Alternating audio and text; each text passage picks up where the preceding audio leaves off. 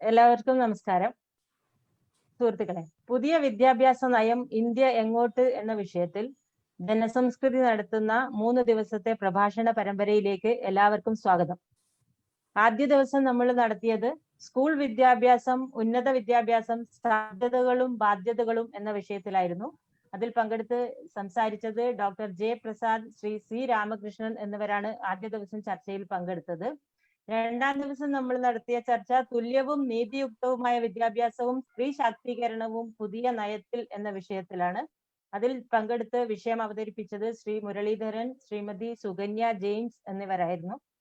ഇന്ന് മൂന്നാം ദിവസം നമ്മൾ ചർച്ച ചെയ്യുന്ന വിഷയം വിദ്യാഭ്യാസ പരിഷ്കാരങ്ങൾ ആഗോള, ദേശീയ, പ്രാദേശിക പശ്ചാത്തലത്തിൽ ഭാഷ, സംസ്കാരം, സമൂഹം, രാഷ്ട്രീയം എന്ന വിഷയത്തെ കുറിച്ചാണ്. ഇതിൽ ഇന്ന് പങ്കെടുക്കാൻ എത്തിയിട്ടുള്ളത് UNDP-യുടെ മുൻ അഡ്വൈസറായ ശ്രീ ജോൺ സാമുവൽ അടൂർ, ഒപ്പം മലയാളം മിഷൻ ഡയറക്ടറായ പ്രൊഫസർ സുജ സൂസൻ ജോർജ് എന്നിവരാണ്. ശ്രീ ജോൺ സാമുവൽ അടൂറിനെ ഒപ്പം ശ്രീ സുജ സൂസൻ ജോർജിനെയും ജനസംസ്കൃതിയുടെ പേരിൽ ഈ ചർച്ച പരമ്പരയിലേക്ക് സ്വാഗതം ചെയ്യുന്നു. ഒപ്പം നമ്മുടെ ഒപ്പം മോഡറേറ്റർ ആയിട്ട് ഇന്ന് ഇവിടെയുള്ളത്, ഇന്നല്ല ഈ 3 ദിവസവും നമ്മുടെ ഒപ്പം ഉള്ളതാണ് ശ്രീ ഡോക്ടർ VR രാമൻ. അദ്ദേഹത്തെയും ജനസംസ്കൃതിയുടെ പേരിൽ സ്വാഗതം ചെയ്യുന്നു. ഒപ്പം ജനസംസ്കൃതി ജനറൽ സെക്രട്ടറി വിനോദ് കമാലത്തും ഇന്ന് നമ്മോടൊപ്പം ഉണ്ട്. അദ്ദേഹത്തെയും സ്വാഗതം ചെയ്യുന്നു. ഒപ്പം ഈ പ്രഭാഷണ പരമ്പര ഫേസ്ബുക്ക് ലൈവായി കാണുന്ന എല്ലാ പ്രേക്ഷകരെയും ജനസംസ്കൃതിക്ക് വേണ്ടി സ്വാഗതം ചെയ്തുകൊണ്ട് മോഡറേറ്ററായ ശ്രീ VR രാമന് കൈമാറുന്നു. നന്ദി. അപ്പൊ നമ്മള് 2 ദിവസത്തെ ചർച്ചയ്ക്ക് ശേഷം മൂന്നാം ദിവസം ഇതിന്റെ ഈ നയത്തിന്റെ അതിന്റെ ഒരു ഗ്ലോബൽ ടു ലോക്കൽ ഇതിന്റെ ഒരു ഡയമെൻഷൻസിനെ നന്നായി മനസ്സിലാക്കാനുള്ള ഒരു ശ്രമമാണ് നമ്മൾ ഇന്ന് നടത്താൻ പോകുന്നത്. ഗ്ലോബൽ ടു ലോക്കൽ എന്ന് പറയുമ്പോൾ ഇന്ത്യ എന്ന ഒരു മഹാരാജ്യം, അത് ലോകത്തിന്റെ ഒരു വലിയ അളവോളം ജനങ്ങൾ താമസിക്കുന്ന ഒരു രാജ്യമാണ്. അപ്പൊ ഇവിടെ ഉണ്ടാക്കുന്ന ഒരു നയം ലോകത്തിനെ തന്നെ വലിയ രീതിയിൽ ബാധിക്കാവുന്ന ഒരു നയം എന്നുള്ള രീതിയിൽ നമുക്ക് കാണാം. എന്നാൽ അങ്ങനെ ഒരു കാഴ്ചപ്പാടോട് കൂടിയാണോ ലോകത്തെ മാറ്റിമറിക്കുന്ന അല്ലെങ്കിൽ ലോകത്തിനെ ഇൻഫ്ലുവൻസ് ചെയ്യുന്ന രീതിയിലാണോ ഈ നയം ഉണ്ടാക്കിയിട്ടുള്ളത് എന്നുള്ളൊരു ചോദ്യം നമ്മുടെ മുന്നിൽ വരുന്നുണ്ട്. രണ്ടാമത്തെ ഒരു ചോദ്യം, അങ്ങനെ ലോകത്തെ പറ്റി പറയുമ്പോൾ തന്നെ നമുക്ക് നമ്മുടെ ലോക്കലായിട്ടുള്ള കാര്യങ്ങളെ മുഴുവനായി മാറ്റി വെച്ചുകൊണ്ട് ഗ്ലോബലായി ചിന്തിക്കാനും കഴിയില്ല. അപ്പൊ ഈ ഗ്ലോബൽ എന്നുള്ളതും ലോക്കൽ എന്നുള്ളതും രണ്ടും വളരെ പ്രധാനപ്പെട്ട ഡയമെൻഷൻസ് ആണ്. ഈ 2 ഡയമെൻഷൻസിനെ നമ്മൾ ഇന്ന് കവർ ചെയ്യാനാണ് ശ്രമിക്കുന്നത്. അപ്പൊ 4 കാര്യങ്ങളാണ് ഈ 4 ഇൻഡിക്കേറ്റർ വെച്ചുകൊണ്ടാണ് നമ്മൾ ഒരു പക്ഷേ ഇന്നത്തെ ഈ ചർച്ചയെ മുന്നോട്ട് കൊണ്ടുപോകുക എന്ന് ഞാൻ കരുതുന്നു. കാരണം നമുക്ക് ഈ നയം, ഇതിന്റെ കരട് രൂപം കസ്തൂരിരംഗൻ കമ്മിറ്റി റിപ്പോർട്ട് മുന്നോട്ട് വെച്ച സമയം മുതൽക്ക് തന്നെ ഈ നയത്തിന്റെ ഒരു പ്രധാനപ്പെട്ട പ്രശ്നം ഈ നയം ഭാഷകളോടുള്ള ആദരവ് എങ്ങനെ പുലർത്തുന്നു എന്നുള്ളതാണ്. ഈ ഇന്ത്യയുടെ ഒരു ഡൈവേഴ്സിറ്റി, നമ്മുടെ മുൻ പ്രധാനമന്ത്രിയുടെ അല്ലെങ്കിൽ ആദ്യ പ്രധാനമന്ത്രിയുടെ രീതിയിൽ പറയുകയാണെങ്കിൽ ഇന്ത്യയുടെ ഡൈവേഴ്സിറ്റിയാണ് ഇന്ത്യയുടെ ഒരു കരുത്ത്. ജവഹർലാൽ നെഹ്റുവിന്റെ വാക്കുകൾ കടമെടുത്ത് പറയുകയാണ്. ആ ഡൈവേഴ്സിറ്റിയെ ആദരിക്കാത്ത രീതിയിലുള്ള ഒരു നയപരിപാടി ഒരു പക്ഷേ എന്നല്ല, ഇന്ത്യക്ക് ഗുണം ചെയ്തു എന്ന് തന്നെ വരില്ല. അപ്പൊ നമ്മുടെ ഭാഷ, അതുപോലെ ഒരു സംസ്കാരം എന്ന് നമ്മൾ പറയുന്ന നമ്മുടെ ഒരു പ്ലൂറലിസ്റ്റിക് ആയ ഡൈവേഴ്സ് ആയിട്ടുള്ള ഒരു സംസ്കാരം, ആ സംസ്കാരത്തെ മുന്നോട്ട് കൊണ്ടുപോകാൻ ഈ പോളിസിക്ക് കഴിയുന്നുണ്ടോ, അതോ ഈ ഏകദാനമായ ഒരു സംസ്കാരത്തിലേക്കാണോ നമ്മളെ ഈ നയം കൊണ്ടുപോകുന്നത്? സമൂഹം എന്നുള്ള രീതിയിൽ എങ്ങനെ ജീവിക്കാനാണ് വിദ്യാർത്ഥികളെ അതുപോലെ അധ്യാപകരെയും ഈ നയം പ്രാപ്തമാക്കുന്നത്? അതുപോലെ നമ്മുടെ രാഷ്ട്രീയ രംഗത്ത് എന്തെല്ലാം മാറ്റങ്ങളാണ്, അത് പ്രാദേശികമായാലും ആഗോളമായാലും ദേശീയമായാലും എന്തെല്ലാം മാറ്റങ്ങളാണ് ഈ നയം കൊണ്ടുവരാൻ പോകുന്നത്? ഇതുപോലുള്ള കാര്യങ്ങൾ വളരെ വ്യത്യസ്തമായി വളരെ വിശദമായി വിശകലനം ചെയ്യേണ്ടതായിട്ട്. ഇന്ന് ഈ കാര്യങ്ങളെ പറ്റി സംസാരിക്കാൻ നമുക്കുള്ളത് വളരെ ഇതിന്റെ വേര് വരെ പോയി നമ്മളോട് സംസാരിക്കാൻ കഴിയുന്ന, അതിനെ വിശകലനം ചെയ്ത് സംസാരിക്കാൻ കഴിയുന്ന 2 പേരാണ്. വളരെ സന്തോഷത്തോടു കൂടി ഞാൻ പ്രൊഫസർ സുജ സൂസൻ ജോർജിനെയും അതുപോലെ ജോൺ സാമുവലിനെയും സ്വാഗതം ചെയ്യുന്നു. രണ്ടുപേരും എന്നെ സംബന്ധിച്ചിടത്തോളം വ്യക്തിപരമായിട്ട് കുറെ കാലമായി അടുത്തിടപഴകുന്ന ആളുകളാണ്. ഈ ചർച്ചയിൽ മലയാളം മിഷന്റെ ഡയറക്ടർ എന്നുള്ള നിലയ്ക്കും അതുപോലെ ഒരു ലിംഗ്വിസ്റ്റിക്സ് അപ്രോച്ച് വെച്ചുകൊണ്ട് കാര്യങ്ങളെ കാണുന്ന ലിംഗ്വിസ്റ്റിക്സും ജെൻഡറും സംസ്കാരവും സാഹിത്യവും സമൂഹവും ഒക്കെ ഉൾക്കൊള്ളുന്ന ഒരു കാഴ്ചപ്പാടോട് കൂടിയാണ് സുജ ടീച്ചർ കാര്യങ്ങളെ കാണുന്നത്. അപ്പൊ സുജ ടീച്ചറുടെ ഒരു വിശകലനം നമുക്ക് ഒരുപാട് ഗുണം ചെയ്യും. അതുപോലെ ജോണിന്റെ ഒരു പ്രത്യേകത എന്ന് പറഞ്ഞു കഴിഞ്ഞാൽ, ജോൺ പത്തനംതിട്ട മുതൽ ലോകരാജ്യങ്ങളുടെ എല്ലാ സ്ഥലങ്ങളിലും യാത്ര ചെയ്യുകയും ആളുകളുമായി ബന്ധപ്പെടുകയും രാഷ്ട്രീയത്തിന്റെ അടിസ്ഥാനം ഒരുപക്ഷെ ഇന്ത്യയെ പറ്റി ഉള്ള വിശകലനം ജോണിന്റെ കേരളത്തിൽ നിന്നല്ല, ഒരുപക്ഷെ മഹാരാഷ്ട്രയിൽ പൂനെയിലിരുന്ന് സെന്റർ ഫോർ അഡ്വക്കസി സ്റ്റഡീസിൽ നിന്നും പിന്നീട് ഡൽഹിയിലുള്ള അഡ്വക്കസി പ്രവർത്തനങ്ങൾ, ഇന്ത്യയിലെ അഡ്വക്കസി പ്രവർത്തനങ്ങൾ എന്ന് പറയുന്ന നയരൂപീകരണവും അതുമായി ബന്ധപ്പെട്ട അഡ്വക്കസി പ്രവർത്തനങ്ങൾക്കും ഒക്കെ അടിത്തറ പാകിയിട്ടുള്ള വളരെ ശ്രദ്ധേയനായിട്ടുള്ള ഒരാളാണ് ജോൺ. അപ്പൊ ഈ രണ്ട് തലങ്ങളിൽ നിന്ന് നമുക്ക് ഇതിന്റെ ഒരു ലോക്കലായതും ഗ്ലോബൽ ആയതും അതുപോലെ നാഷണൽ ആയതുമായ കാര്യങ്ങളെ പറ്റിയുള്ള ചർച്ചയ്ക്ക് നമുക്കിന്ന് ഒരുപാട് പ്രതീക്ഷകളുണ്ട്. ആ പ്രതീക്ഷകൾ വെച്ചുകൊണ്ട് ഇന്നത്തെ ആദ്യത്തെ ചർച്ച അരമണിക്കൂർ നേരത്തെ വിഷയാവതരണത്തിന് വേണ്ടിയിട്ട് ഞാൻ പ്രൊഫസർ സുജ സൂസൻ ജോർജിനെ ക്ഷണിക്കാം. പ്രിയപ്പെട്ട രാമൻ മോഡറേറ്റർ, കോംറേഡ്സ് വിനോദ്, പ്രസന്ന, പ്രിയങ്കരനായ ജോൺ സാമുവൽ, ഇത് 21ാം നൂറ്റാണ്ടാണ്. 21ാം നൂറ്റാണ്ടിന് വലിയ പ്രത്യേകതയുണ്ട്. പ്രത്യേകിച്ചും നമ്മൾ ഇപ്പോൾ കടന്നു പോകുന്ന ഈ സാംക്രമിക രോഗത്തിന്റെ രാഷ്ട്രീയവും സാംസ്കാരികവും ആയിട്ടുള്ള അവസ്ഥകൾ ഉൾപ്പെടെ 21ാം നൂറ്റാണ്ടിൽ ഇന്ത്യ ഒരു വിദ്യാഭ്യാസ നയം മുന്നോട്ട് വെച്ചിരിക്കുകയാണ്. ഇതിനു മുമ്പ് വന്നിട്ടുള്ളത് 20ാം നൂറ്റാണ്ടിലാണ്, 1986-ലാണ്. അതിനുശേഷം ദീർഘമായ ഒരു സമയമുണ്ട്. ഈ ദീർഘമായ കാലയളവിൽ ലോകം വല്ലാതെ മാറിയിട്ടുണ്ട്. വിദ്യാഭ്യാസത്തെ കുറിച്ചുള്ള കാഴ്ചപ്പാടുകൾ മാറിയിട്ടുണ്ട്. എനിക്ക് മനസ്സിലാവുന്നത് ജനാധിപത്യമുള്ള ഒരു രാജ്യത്തും ഇപ്പോൾ ദേശത്തിന്റെ അടിസ്ഥാനത്തിൽ, അവരവരുടെ നേഷന്റെ അടിസ്ഥാനത്തിൽ ഒരു വിദ്യാഭ്യാസ നയം മുന്നോട്ട് വെക്കാറില്ല. അതൊരു ഗ്ലോബൽ വ്യൂ ആയിട്ടാണ്, ഒരു ലോകത്തോട്ട് നോക്കിയാണ്. കാരണം നമുക്ക് തന്നെ അറിയാം, ഇപ്പൊ എന്റെ ഗ്രാമത്തിൽ നിന്ന് ഉൾപ്പെടെയുള്ള നമ്മുടെ വിദ്യാർത്ഥികൾ ലോകമാണ് അവരുടെ വിദ്യാഭ്യാസ കേന്ദ്രമായിട്ട് അവര് മനസ്സിൽ കാണുന്നത്. ഈവൻ 12ാം ക്ലാസ് പഠിച്ചു കഴിഞ്ഞാൽ തന്നെ ലോകത്ത് ഏത് രാജ്യത്താണ് അവർ പഠിക്കുന്നതെന്നാണ് അവർ ആലോചിക്കുന്നത്. അത്രയും വിശാലവും വിപുലവും സ്വതന്ത്രവുമായ ഒരു വിദ്യാഭ്യാസ ലോകമാണ് നമ്മുടെ മുമ്പിലുള്ളത്. അവിടേക്കാണ് ഇന്ത്യ, ലോകത്തിലെ ഏറ്റവും വലിയ ജനസംഖ്യ ഉള്ള ഒരു ജനസമൂഹം, ഏറ്റവും വലിയ ഹ്യൂമൻ റിസോഴ്സ് എന്ന് പറയാവുന്ന ജനസമൂഹം, ഏതാണ്ട് യങ്ങസ്റ്റ് നേഷൻ എന്ന് പറയാവുന്ന, യൗവനം ഏറ്റവും കൂടുതലുള്ള ഒരു രാജ്യം ഒരു വിദ്യാഭ്യാസ നയം മുന്നോട്ട് വെച്ചിരിക്കുന്നത്. തീർച്ചയായിട്ടും ഇതിന്റെ ആമുഖം വായിച്ചാൽ നല്ലോണം ഭ്രമിക്കും. മുന്നോട്ട് വെച്ചിരിക്കുന്ന ചില വാക്കുകൾ നമ്മളെ കൊതിപ്പിക്കും.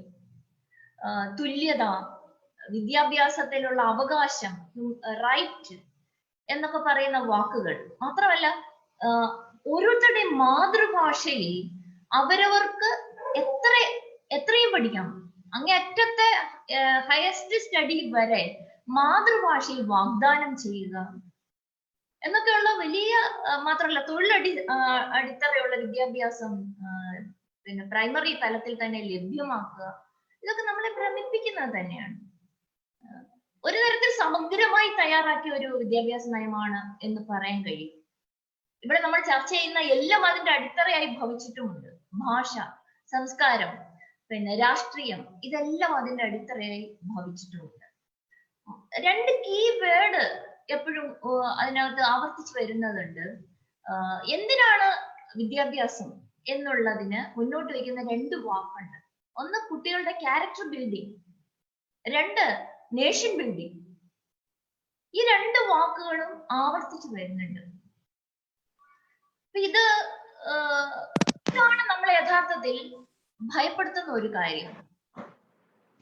ഇപ്പൊ നേരത്തെ ഞാൻ പറഞ്ഞതുപോലെ ലോകത്തോട് ഉന്മുഖമായിരിക്കുന്ന ഒരു കാലഘട്ടത്തിൽ, പ്രത്യേകിച്ച് വിദ്യാഭ്യാസത്തിന്റെ കാലഘട്ടത്തിൽ 2000 വർഷം പഴക്കമുള്ള സംസ്കാരം ആണ് വളരെ പ്രധാനമായിട്ടും നമ്മുടെ വിദ്യാഭ്യാസ നയത്തെ രൂപീകരിക്കേണ്ടത് എന്ന് പ്രഖ്യാപിക്കുന്നത് ആരാണ്?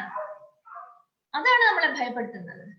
RSS 10-65 വർഷമായി ആവർത്തിച്ചു പറഞ്ഞുകൊണ്ടിരിക്കുന്ന അതേ രാഷ്ട്രീയ വാക്കുകളാണ് ഈ പുതിയ വിദ്യാഭ്യാസ നയത്തിലും ആവർത്തിക്കുന്നത് എന്നുള്ളിടത്താണ് ആശങ്ക നിലനിൽക്കുന്നത്. അതൊന്ന്.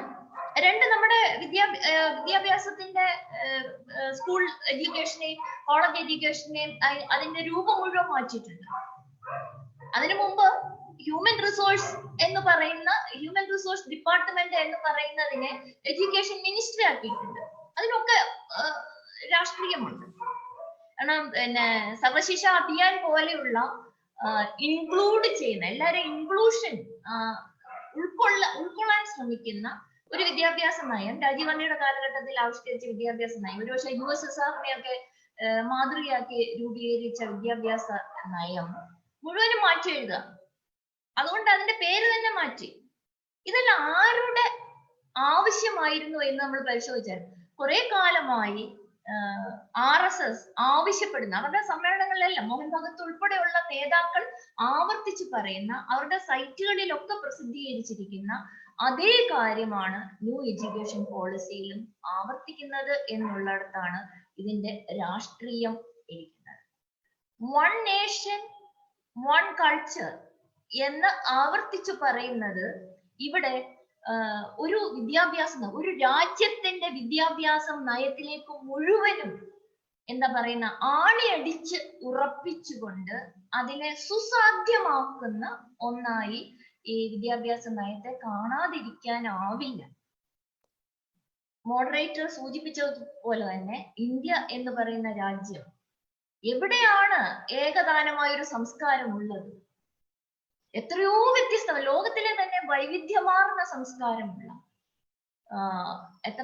19,500 ഭാഷകളുള്ള, ഇപ്പോഴേ ഇവരുടെ പോളിസി തന്നെ പറയുന്ന 400 ഭാഷകൾ സജീവമായിട്ടുള്ള ഒരു രാജ്യം. ആ രാജ്യത്ത് നിങ്ങൾ ഏത് മാതൃഭാഷയിലാണ് പഠിക്കാൻ അവസരം നൽകുക? പോട്ടെ, നമ്മുടെ ഔദ്യോഗിക ഭാഷകളായിട്ട് അംഗീകരിച്ചിരിക്കുന്ന ഭാഷകൾ എവിടെയാണ് ഈ മാതൃഭാഷ വിദ്യാഭ്യാസം, മാതൃഭാഷ മീഡിയത്തിൽ? ഇന്നലെയൊക്കെ ചർച്ച ചെയ്തോണ്ട് ഞാനത് ചർച്ച ചെയ്തു എന്ന് കരുതുന്നുണ്ട്, ആവർത്തിക്കുന്നില്ല. നമ്മുടെ പ്രീ പ്രൈമറി എഡ്യൂക്കേഷൻ മുതൽ ഈ സിസ്റ്റത്തിലേക്ക് കൊണ്ടുവരികയാണ്.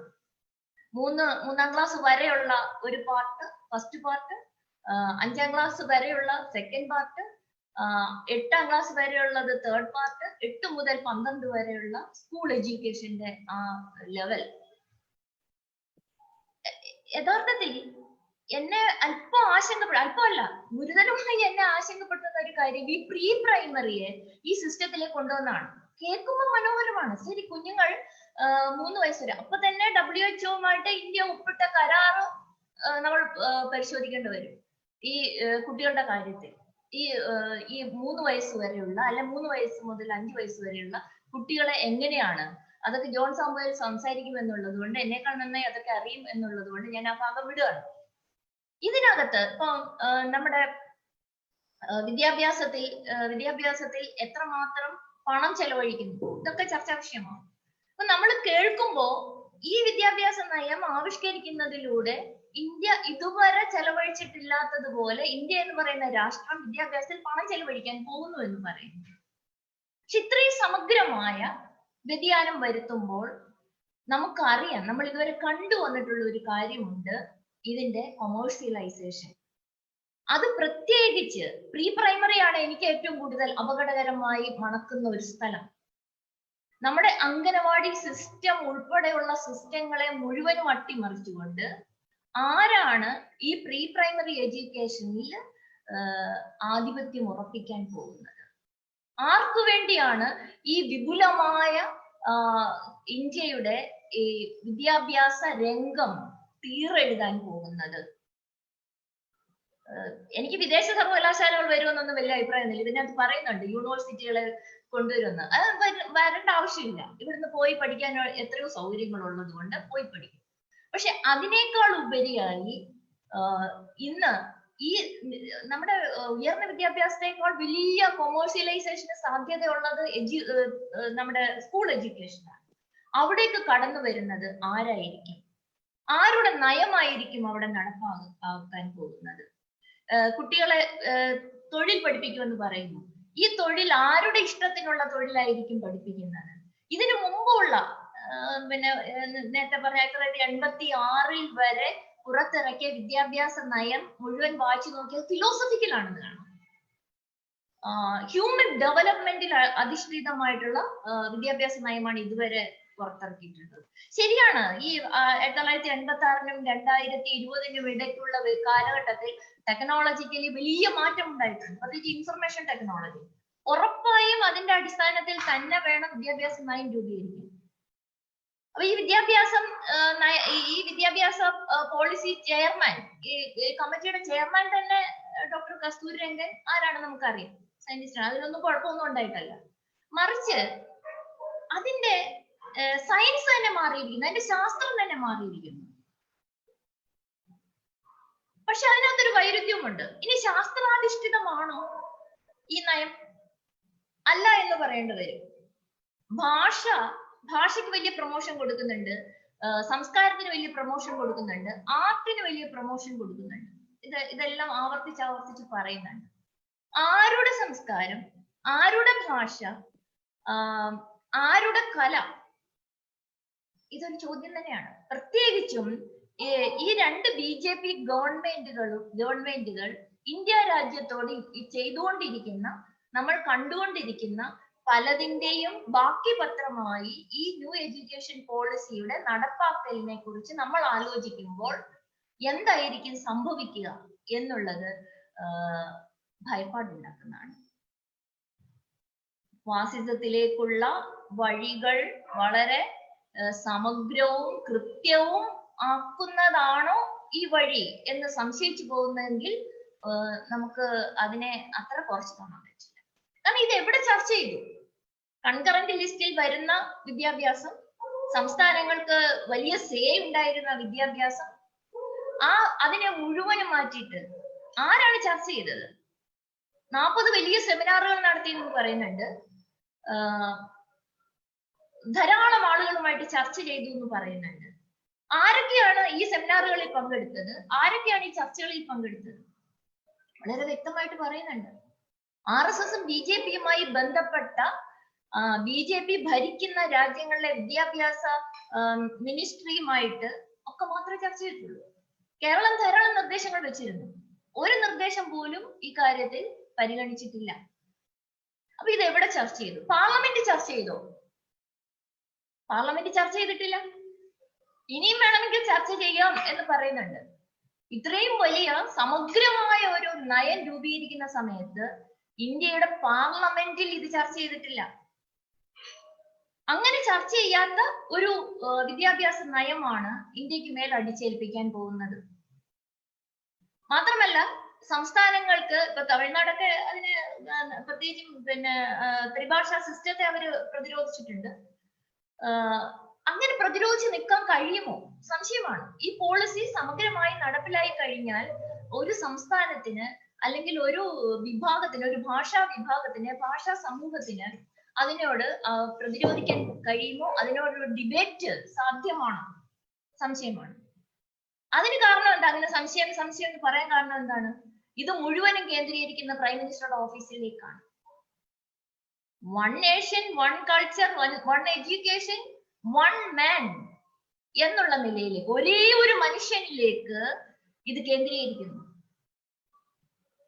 എന്നുള്ളത് തീർച്ചയായും ഇന്ത്യ ഇതുവരെ അനുവർത്തിച്ചു പോന്നിട്ടുള്ള, കണ്ടുപോന്നിട്ടുള്ള ഏത് സർക്കാരുകൾ മാറി വരുമ്പോഴും ഓരോ സംസ്ഥാനങ്ങൾക്കും വിദ്യാഭ്യാസത്തിൽ ഉണ്ടായിരുന്ന ആധികാരികമായ സ്വാധീനം ഇല്ലാതാകാൻ പോകുകയാണ് ഈ വിദ്യാഭ്യാസ നയത്തിലൂടെ ഉണ്ടാകാൻ പോകുന്നത്.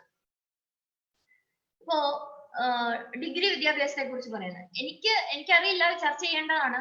നമ്മളിപ്പോ 3-ാം ക്ലാസ്സിൽ ഒരു പൊതുപരീക്ഷ, 8-ാം ക്ലാസ്സിൽ, 5-ാം ക്ലാസ്സിൽ ഒരു പൊതുപരീക്ഷ, 8-ാം ക്ലാസ്സിൽ ഒരു പൊതുപരീക്ഷ, 12-ാം ക്ലാസ്സിൽ ഒരു പൊതുപരീക്ഷ, അത് കഴിഞ്ഞ് 4 വർഷത്തെ ഡിഗ്രി, 1 വർഷത്തെ PG എന്നൊക്കെ പറഞ്ഞു പോകുന്നുണ്ട്. അപ്പൊ ഡിഗ്രിയില് 1-ാമത്തെ വർഷം ആകുമ്പോഴത്തേക്ക് വേണമെങ്കിൽ ഒരു സർട്ടിഫിക്കറ്റ് കൊടുത്തുവിടും, 2-ാമത്തെ വർഷം ആകുമ്പോഴത്തേക്ക് ഒരു ഡിപ്ലോമ സർട്ടിഫിക്കറ്റ് കൊണ്ടുപോകാം. ഏറ്റവും അധികം വിദ്യാർത്ഥികളെ ആകർഷിക്കുന്നതിനാണ് ഈ എഡ്യൂക്കേഷൻ പോളിസി എന്ന് പറയുമ്പോൾ എവിടെ നിന്ന് വേണമെങ്കിലും ഇവർക്ക് കൊഴിഞ്ഞു പോകാവുന്ന ഒരു സ്ഥിതിയും കൂടി ആവിഷ്കരിക്കുന്നുണ്ട് എന്ന് ഞാൻ കരുതുന്നു. എനിക്ക് നിങ്ങളുടെ ഒരു ചർച്ചയും കൂടെ ആവശ്യമാണ്. കാരണം കുട്ടികൾക്ക് ഇപ്പൊ നമ്മൾ 1ാം ക്ലാസ്സിൽ ചേർത്ത ഒരു കുട്ടി 10ാം ക്ലാസ് വരെ എന്നുള്ളത് ഒരു സിസ്റ്റമായിട്ട് പോവാണ്. അപ്പൊ 12ാം ക്ലാസ് വരെ ഉള്ളത് റൈറ്റ് ആയിട്ട് പറയുന്നുണ്ടെങ്കിൽ പോലും എവിടെ നിന്നും കുട്ടിക്ക് കൊഴിഞ്ഞു പോകാനുള്ള കുറെ കൂടി സാധ്യത ഈ സിസ്റ്റത്തിൽ ഉണ്ട് എന്ന് ഞാൻ കരുതുന്നു. പിന്നെ സാംസ്കാരികമായ അഭ്യസനം നടത്തുന്നു, അല്ലെങ്കിൽ നമ്മുടെ പൗരാണികമായ തൊഴിൽ സിസ്റ്റം കൊണ്ടുവരുന്നു. ഇതൊക്കെ പറയുമ്പോ അല്ലെങ്കിൽ അത്തരം അറിവുകൾ, നോളജ് നമ്മുടെ നോളജിനെ കുറിച്ചൊക്കെ വലിയ വർത്തമാനങ്ങൾ ഇതിനകത്തുണ്ട്. ഇത്രയും വർഷം പഴക്കമുള്ള നോളജ് സിസ്റ്റത്തെ കുറിച്ചൊക്കെ ഇതിനെയൊക്കെ റിവൈവ് ചെയ്യുക എന്ന് പറയുമ്പോൾ അതിനോടൊപ്പം വരുന്നത്, കാരണം ഇതൊന്നും ആകാശത്ത് തൂങ്ങി നിൽക്കുന്ന ഒന്നല്ല. ഈ നയം നടപ്പിലാക്കുന്നത് ഈ സമൂഹത്തിലാണ്. ഈ സമൂഹത്തിൽ എന്ന് പറയുമ്പോൾ 2 ടേമായി BJP ഭരിക്കുന്ന ഇന്ത്യയിലാണ്. BJP ഭരിക്കുന്ന ഇന്ത്യ എന്ന് പറയുമ്പോൾ അതിന്റെ സാംസ്കാരികത നടപ്പിലാകുന്നു, സാംസ്കാരിക ദേശീയത നടപ്പാക്കുന്ന ഒരു രാജ്യത്ത് ഉറപ്പിക്കുന്ന ഒന്നാണ് ഈ എഡ്യൂക്കേഷൻ പോളിസി. വളരെ വലിയ ആശങ്കയുണ്ട്. എന്തായിരിക്കും ഇതിന്റെ ഫലം? ഇനി പോട്ടെ, അതുകൊണ്ടാണ് ഇതിനകത്ത് ഒരു കൊമേഴ്സ്യലൈസേഷന്റെ സാധ്യത വരുന്നത്. ഈ പറയുന്ന തരത്തിൽ നമുക്ക് എന്ത് സാഹചര്യമാണ് ഇന്ത്യയിലുള്ളത്? ഏത് തരത്തിലാണ്, ഏത് സ്കൂളുകളിൽ ഇപ്പൊ 5ാം ക്ലാസ് മുതൽ 8ാം ക്ലാസ് വരെയുള്ള കുട്ടികൾക്ക് പിന്നെ സ്കൂളിനോട് അനുബന്ധമായി വർക്ക്ഷോപ്പുകൾ ഉണ്ടാവണം. എത്ര സാധ്യതയുണ്ട്? എവിടെ സാധ്യതയുണ്ട്? ഏത് സംസ്ഥാനത്തിന് കഴിയും? പ്രീ പ്രൈമറി മുതൽ ഉള്ള കുട്ടികളെ 3ാം ക്ലാസ് വരെയുള്ള കുട്ടികളെ ഒരു ലെവലായി കാണുമ്പോൾ ഇതിനകത്ത് പറയുന്ന രീതിയിൽ ഉള്ള എഡ്യൂക്കേഷൻ കൊടുക്കാൻ തക്കവണ്ണം അധ്യാപകരെ നമ്മൾ എങ്ങനെ കണ്ടെത്തും? അധ്യാപകരുടെ അത്തരത്തിലുള്ള സ്കില്ല് എങ്ങനെ വർദ്ധിപ്പിക്കും? ഇതൊന്നും അഡ്രസ് ചെയ്യാത്തൊരു പോളിസിയാണ്. ഇപ്പൊ 10+2 എന്ന് പറയുന്ന സിസ്റ്റത്തെ ഇങ്ങനെ മാറ്റുമ്പോൾ ഉണ്ടാകുന്ന വലിയ പ്രശ്നങ്ങളുണ്ട്. പ്ലസ് ടു അധ്യാപകർ എന്ന് പറയുന്ന ഒരു വിഭാഗമുണ്ട്. BEdന്റെ ഒക്കെ കാര്യം പറയുന്നുണ്ട്, ഞാൻ അതിലേക്കൊന്നും കടക്കുന്നില്ല. അവരെ എങ്ങനെ കൈകാര്യം ചെയ്യും? ഇനി ഇന്നലെ സുകന്യൊക്കെ ചർച്ച ചെയ്തിട്ടുണ്ടാവും, ഞാൻ കേട്ടില്ല. ഇതിനകത്ത് സ്ത്രീകൾ എങ്ങനെയായിരിക്കും വരിക? പെൺകുട്ടികളുടെ വിദ്യാഭ്യാസം ഏത് തരത്തിലായിരിക്കും? കാരണം ഇത് RSSന്റെ തലയിൽ, RSSന്റെ രാഷ്ട്രീയ ആലയിൽ രൂപം കൊണ്ട ഒന്നാണെങ്കിൽ സ്ത്രീകളുടെ വിദ്യാഭ്യാസത്തെ കുറിച്ച് അവർക്ക് കൃത്യമായ ഒരു ഐഡിയ ഉണ്ട്, മുന്നോട്ട് വെച്ചിട്ടുണ്ട്. സ്ത്രീകൾ എന്ത് തരം വിദ്യാഭ്യാസം നേടണം എന്നുള്ള കാര്യം. അതായിരിക്കുമോ പ്രായോഗികമായി നടപ്പാകാൻ പോകുന്നത്? ഇപ്പോ ജവഹർലാൽ നെഹ്റു യൂണിവേഴ്സിറ്റിയിൽ നിന്ന് അപ്രത്യക്ഷനായ ഒരു യുവാവിനെ ഇതുവരെ കണ്ടുകിട്ടിയിട്ടില്ല. ഇത്തരത്തിൽ ഉള്ള എഡ്യൂക്കേഷൻ പോളിസി നടപ്പാകുമ്പോൾ, വളരെ ഏകദാനമായി പോകുന്ന ഒരു എഡ്യൂക്കേഷൻ പോളിസി നടപ്പാകുമ്പോൾ കലാലയത്തിലും വിദ്യാലയങ്ങളിലും ആരുടെ രാഷ്ട്രീയം നടപ്പാവും? ആ രാഷ്ട്രീയം നടപ്പാകുമ്പോൾ ഇതുപോലെയുള്ള എത്ര യുവാക്കളായിരിക്കും എന്നേക്കുമായി ഇല്ലാതാകുന്നത്? സംവാദങ്ങളുടെ സാധ്യത എത്രമാത്രമുണ്ട്? ഇതെല്ലാം നമ്മൾ ചർച്ച ചെയ്യേണ്ടതുണ്ട് എന്ന് ഞാൻ കരുതുന്നു. ഇതിന്റെ ആമുഖം എന്നുള്ള നിലയിൽ ഇത്രമാത്രം എനിക്ക് തോന്നുന്നു സമയം ആയിട്ടുണ്ട്. അതുകൊണ്ട് ഞാൻ ഇവിടെ എന്റെ ആമുഖത്തിൽ നിന്ന് ഞാൻ വിരമിക്കുകയാണ്. കൂടുതൽ ഡിബേറ്റ് നടക്കുമ്പോൾ കൂടുതൽ സംസാരിക്കാം എന്ന് കരുതുന്നു. ഓക്കെ, ശരി സുജി ടീച്ചർ, നന്ദി. ജോൺ, ഇപ്പൊ നമ്മള് സുജി ടീച്ചർ ഇതിന്റെ ഒരു പ്രധാനമായിട്ടും അതിന്റെ ഭാഷാപരമായിട്ടും കുറച്ചൊരു രാഷ്ട്രീയപരമായിട്ടുള്ള ഒരു വിശകലനമാണ് നടത്തിയത്.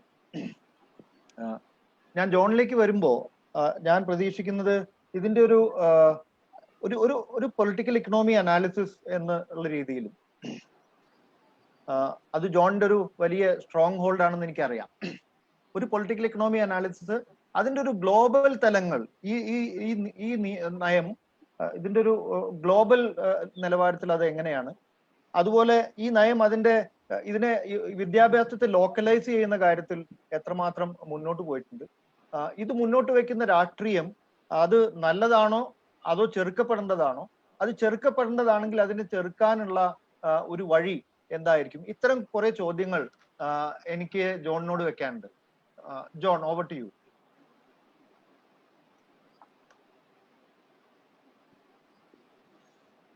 ഞാൻ ഇത്